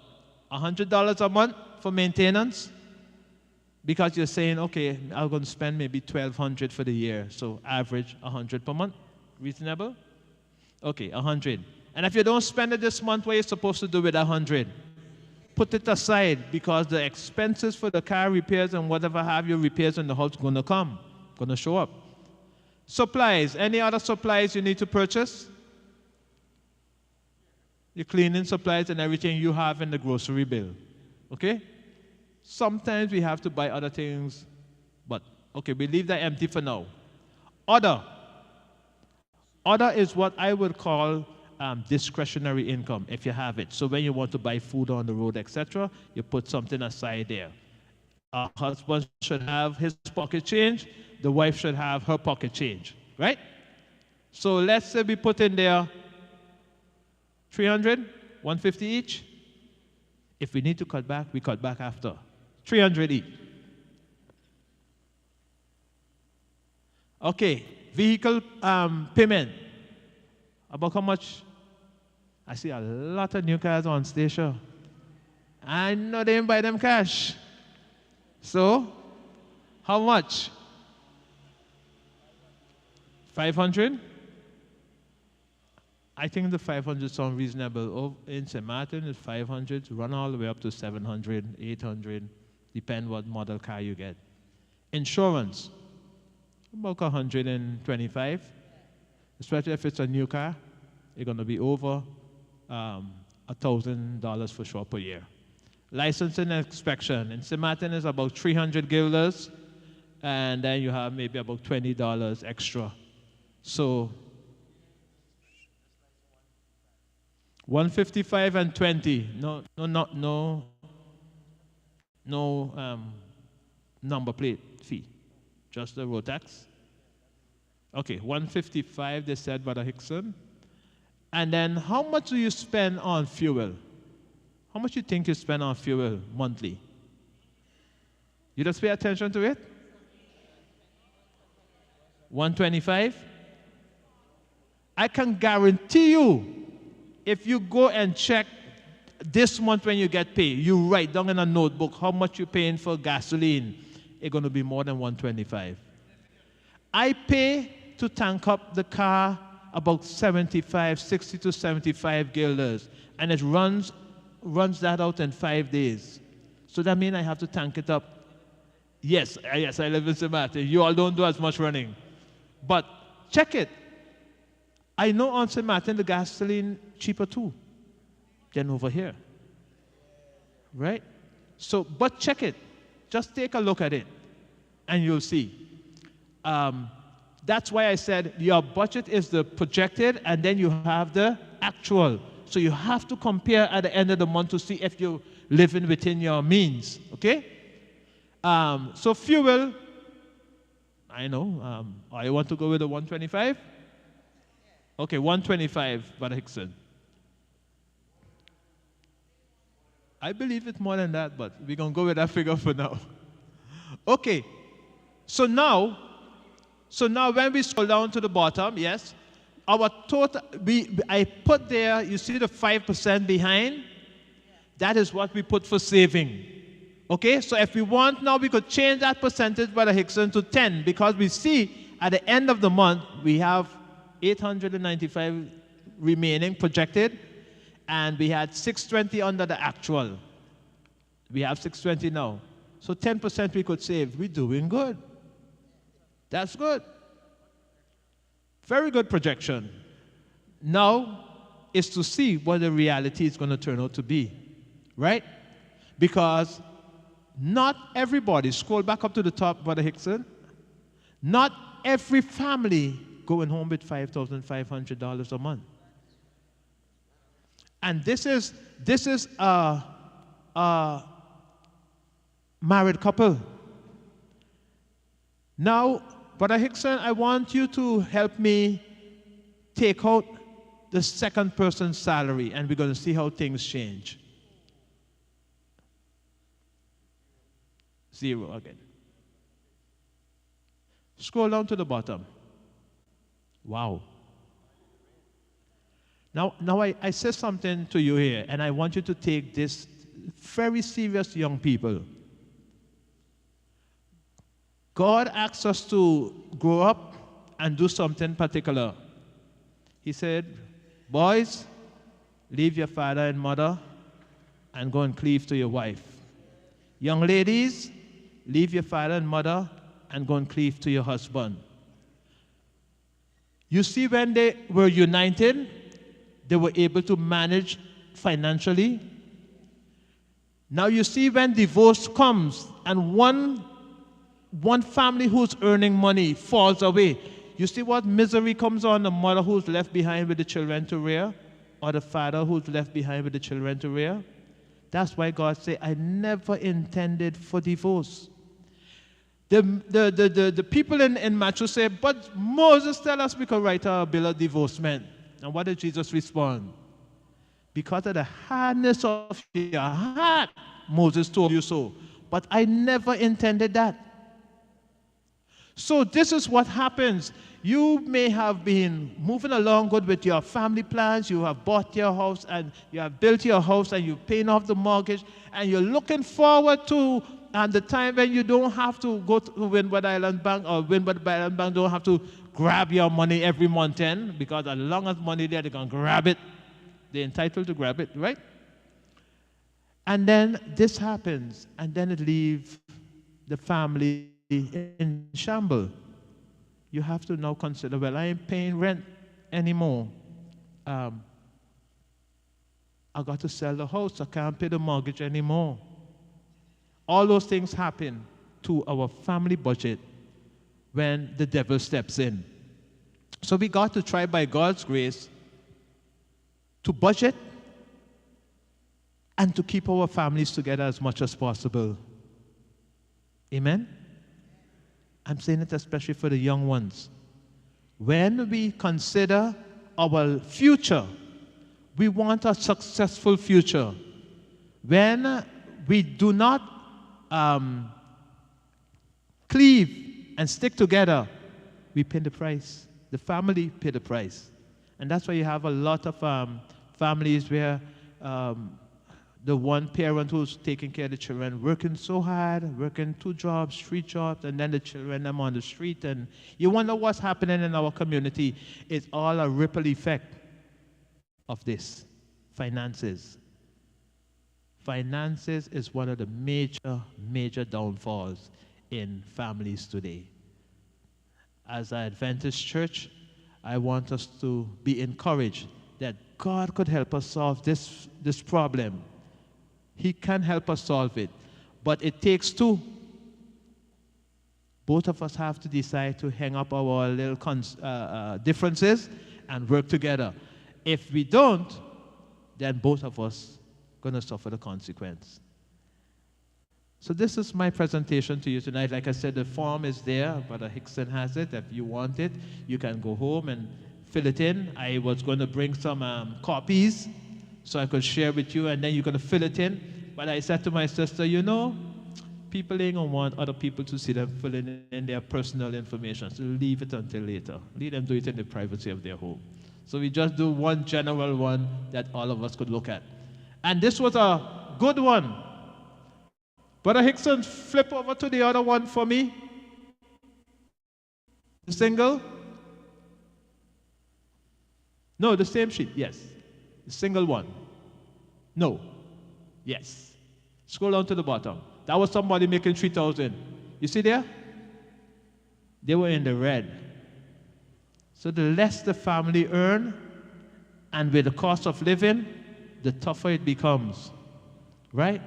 So the next thing I said to the young people before I close off, get your education before you start your family. Get it. It's important. In the days when our parents were growing up, they could have still managed without a formal education. But today,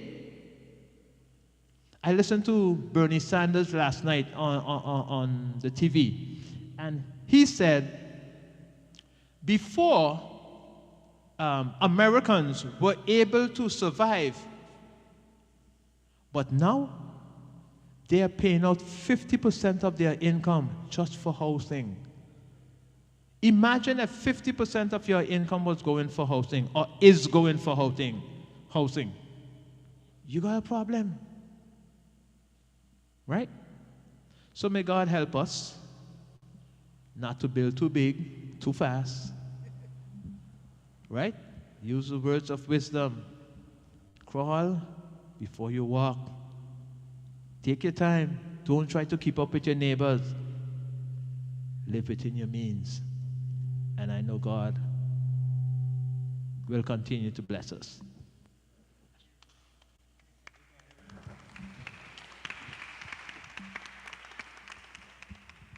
Question time. I'll try to keep it short, Elder Tatum. Sometimes in life, things happen unforeseen. And even in good Christian relationship, things happen. And when one partner follows, indeed, we can see what effect it have.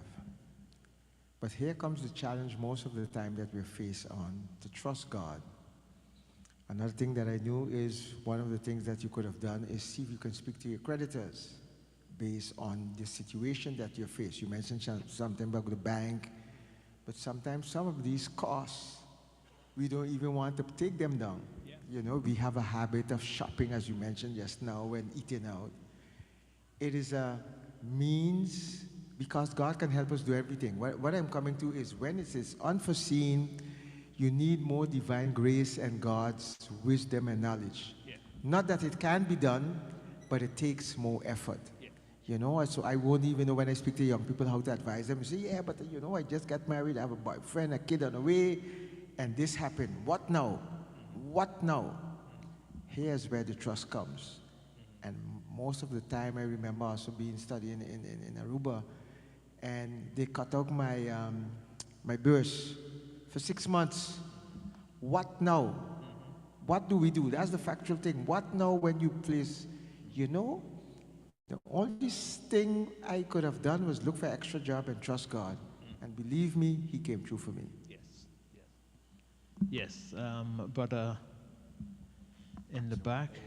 You know, it's interesting you say that because when our backs are against the wall, it is there we learn more how to trust God. But you must spend some time building a relationship with Him before that hard time come too. Because if you don't, the devil has a way of telling you, throwing that guilt complex on you. You wasn't worrying with God all along. Now you want to call Him. He ain't got time with you now. But God is not like that. Thank God He's not like that. Yes, my brother. Yes, Brother Tatum. I have a question. Let me use this example. I want to buy a new car. I have the money in my saving. What advice will you give me?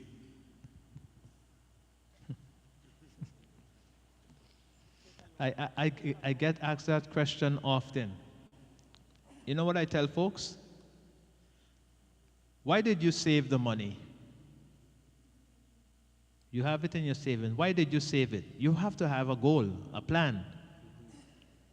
What was the plan for this money? Just to hold it? Maybe for retirement or something? Save it for retirement? Okay. Your car is necessary for you and your family to get around. You're saving your money for retirement. You know what inflation does to the money that you're saving for retirement? What inflation does to it? It chips away at it every year. It eats away at it every year. You see like how you get interest and your money increases? But if interest is 0.5% like it is right now in this economy, less than 1%, 0.5%, and inflation is 3%, who gonna win? You may see 0.5% added to your balance in your bank account, but the buying power of that amount that is in your bank account is less. You're probably down to 95% of what you can buy because of inflation. So going back to, should I use the money or should I keep holding on to it? The next side of the coin is this. When the bank loan you the money, what percentage will you have to pay them? 5%, 6%, 9%? I don't know. But whatever percentage you have to pay them, they are not paying you that much on your savings. They're giving you 0.5%, and you have to get them back 6%. So which is the wisest? Use what you have saved. Well, the reason why I asked this... Unless I'm saying, unless you have plans for it, like you're saving it for a down payment to go get a mortgage to build a house, etc., etc.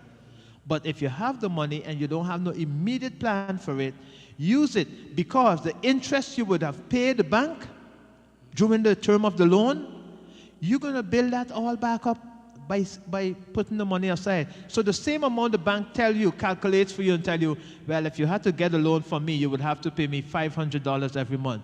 Take that $500 every month and start putting it back in your saving. And by the end of the 4 years, 5 years, you should have been paid a loan, you got back your money, and you don't have to pay the bank a thing. The reason why I ask this question is because sometimes ago I used to work for a captain from KLM. And he explained me that it's always good to lend money from the bank. He say, you know how hard it is for you to save money? Yeah. He say it is really hard for you to save money. And anytime you lend money from the bank, you can declare it to the tax. But if you take your money and go do whatever you want to do with it, you're saving, you cannot declare it to the tax. And that's why I'm asking this question.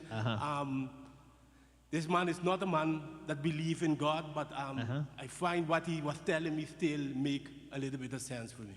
Okay. Now I tell you a truth that banks don't tell you, and the tax office don't tell you. I tell you a truth now. When you go to the bank and you take a loan and you pay them interest, the only thing you could declare is the interest you pay them. The principal is no declaration for you on your tax returns. Now, there are a lot of persons who will tell you, take a loan, and they would say in the financial world, use other people's money. I hear a lot, Robert Kiyosaki, all these rich men talk about they take loans and they do their business, they buy real estate and they buy more real estate and they buy another piece of real estate. For that kind of business, when you see that the income flowing back from the real estate will be more than what you have to pay the bank, it's a good investment. That is investing to make more money. But don't take a loan for taking a loan's sake. And hear this. A car is not an asset. I'm hearing here it's a liability. Why is it a liability? Because every month you have to take out of your pocket and give to somebody else. An asset is something that brings money into your pocket. So if you could take a mortgage, build an apartment, rent it out, and make extra money, pay off the mortgage, but have extra money for you, that's an investment. You want to be investing in assets, not liabilities. Remember, the car's going to rust and rot in 5 years or so, 6 years, 7 years. And then you have to get another one. But they are not assets if they are not able to do what Elon Musk promised they will do. Yeah, Elon Musk promised that the cars of Tesla will be able to operate on their own, run as taxis while you sleep in, and you could generate income. I wait for that day. Yeah. I would want a Tesla then. But until then, cars are liabilities. Yeah. They cost us. They don't bring us money so easy. No, I use a car as example, but it could be a house. It could be also the car could be also for do business with. Yeah. Maybe to use it as an Uber or to rent it. You understand? Just as example, I use the car for to use your saving of to. So if you take a car and you want to use it as a taxi, you want to use it as a rental vehicle, those are all good because it's an investment. It's helping bring money back to you. But when you buy a car for your own personal use, it's a liability. It's not an asset. Anyone else? I just want to mention something where you mentioned a while ago about the taxes and loans. When it comes to interest, as you say, declare to the tax office, it isn't like you are getting back any money. What happens when you mention that on your tax form? It's just that the taxes, if you didn't mention it, you would have to pay more tax. You're just going to pay a lower tax, but it isn't that you are getting back any money specifically. So if people are going to take loans just to declare to the tax office, it doesn't make sense. Okay, let me add there. On St. Martin, the maximum you can have deducted for your mortgage is 27,000 guilders per year. 27,000 guilders. If you're paying anywhere near 27,000 guilders, you're paying just about that much in principal. So you're paying about 54,000 guilders a year. You're getting a deduction for it's going to reduce your taxable income by that 27,000. But of the 27,000, you're probably getting 20% because your tax rate is around 20%. You're getting 20% really back of that 27,000.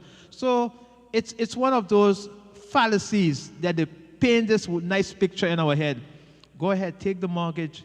That's why our forefathers were richer than us, because they didn't have all this interest to deal with. But if you want to build a house nowadays, nobody wants to wait 5 years and 6 years and 10 years to finish the house. We want it now for now. So we go and we take the mortgage, but we pay the price. Just to make a statement, I see people, individuals, sometimes colleagues, take a mortgage, and from that mortgage, maybe they built a house and they have money from the mortgage left over because somehow they managed to cut some corners.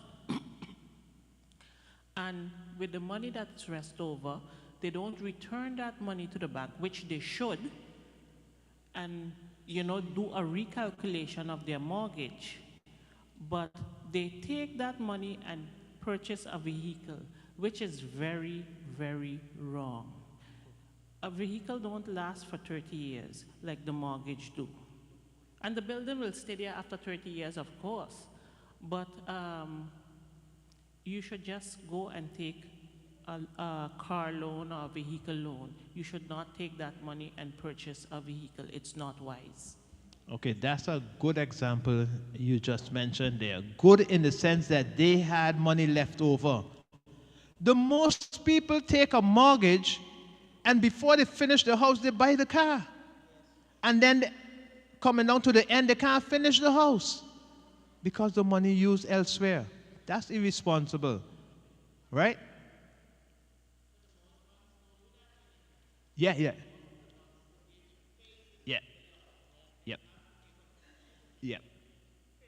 As to how the money was spent. Yes. So according to me, that's not applicable anymore. Okay.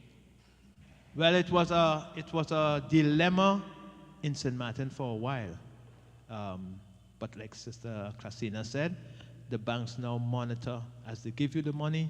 They monitor the phase. You and the contractor come and present, and they give you the money based on the contractor said, okay, this for phase 1, the foundation, and then this for phase 2 to bring it up to rim beam, and then this for phase 3 to plaster and whatever have you, put in windows, put in doors, and the final phase would be the maybe 10% that they keep back to make sure that the contractor finish, and then he gets his last 10%. But yes, the banks are much more careful now. But it still happens, Sister Christina. It still happens because sometimes, this is another bad thing that happens. You go, you secure a contractor, and you give them the first down payment. They disappear on you. And even though the bank refer them to you, the bank tell you, that's you and their problem. You can't start your house because they disappear with the first down payment. A lot of unreasonable, selfish, mean persons in the world. But it happens. I know friends in St. Martin that happened to.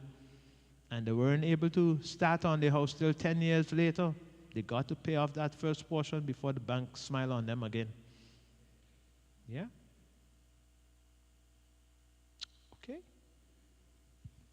Okay. My last advice I have for you here is this. It says 5% rule. Have you ever heard about the 5% rule? You may want to take note of this. It says 5% of people control 95% of the world wealth. 5% of people controls 95% of the world wealth. You may say that is unfair. That's unfair. Only 5% of people, when they come to these kind of lectures and seminars, only 5% usually take notes. Only 5% walks away and actually do something with the information they received. You wonder why 5% controlling the most of the riches of the world? Then,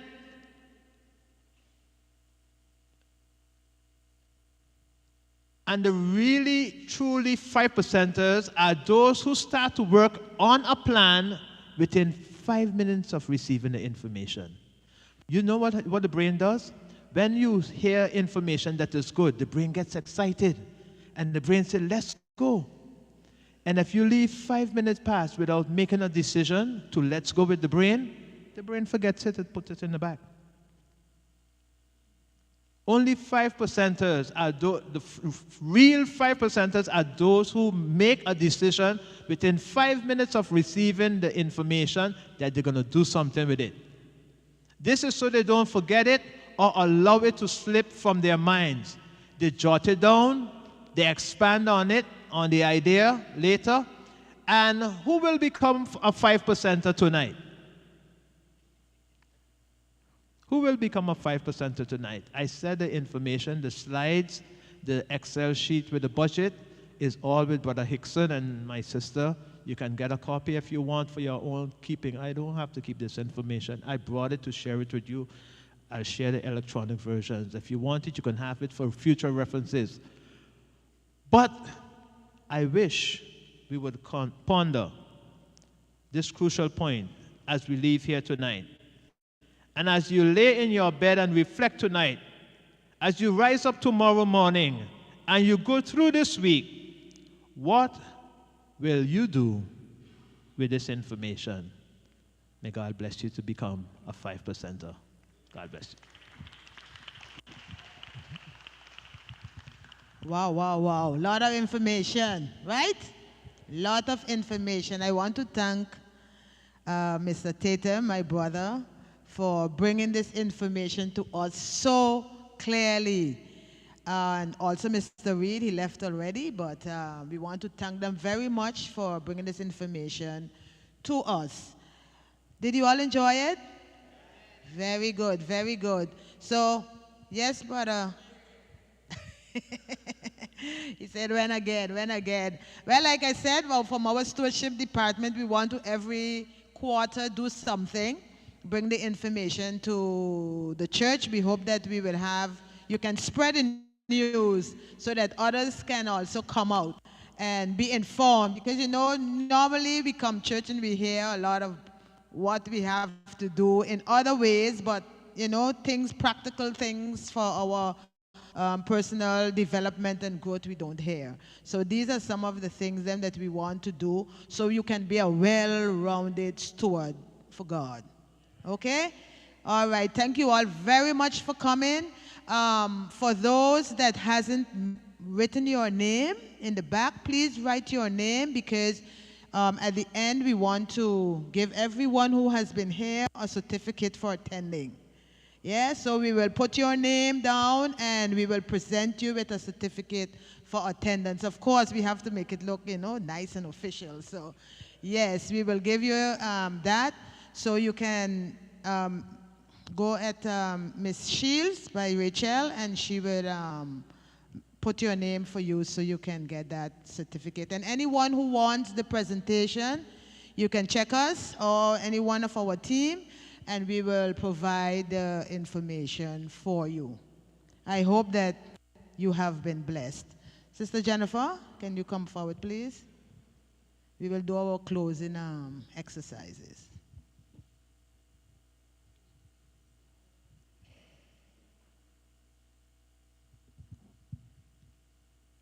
To bring this well-spent lecture to a close, we are going to take our hymnals and 470. 470, there is sunshine in my soul today. We don't have no organ. I don't have a good voice, so. 470.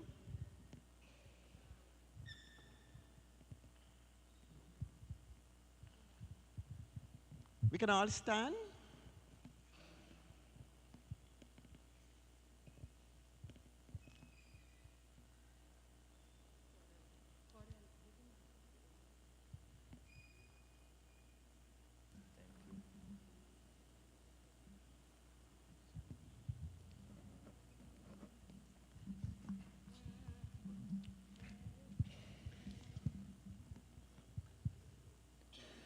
There is sunshine in my soul today, for glorious and bright, than glows in any earthly sky.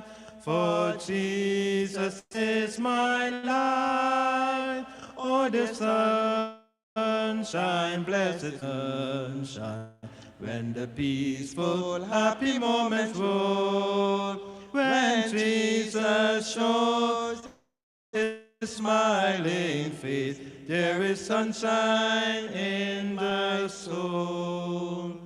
There is music in my soul today, a carol to my King. And Jesus listening can hear the song I cannot sing. Oh, the sunshine, blessed sunshine, when the peaceful, happy moments roll. When Jesus shows his smiling face, there is sunshine in the soul.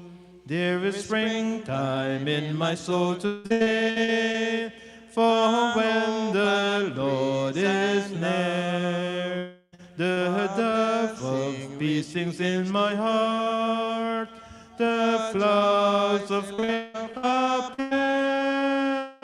Oh, the sunshine, blessed sunshine, when the peaceful, happy moments roll. When Jesus shows his smiling face, there is sunshine in the soul. There is gladness in my soul today, and hope and praise and love, for her blessings which he gives me now, for joy laid up above. Oh, the sunshine in my soul, blessed sunshine, when the peaceful, happy moments roll. When Jesus shows his smiling face, there is sunshine in my soul. Let us bow our heads for prayer. Most kind and loving Father, we thank you, O Lord, that we could have been here in your house to enjoy the beautiful words of encouragement in order, Lord, for us to be better stewards. Help us, O Lord, that we not only take it in our ears and leave it there. Help us, O Lord, that we will apply it to our lives and that we would be better stewards for you, so that when you come, Lord, we all will be able to go home to live with you for eternity. This is my prayer in your name. Amen.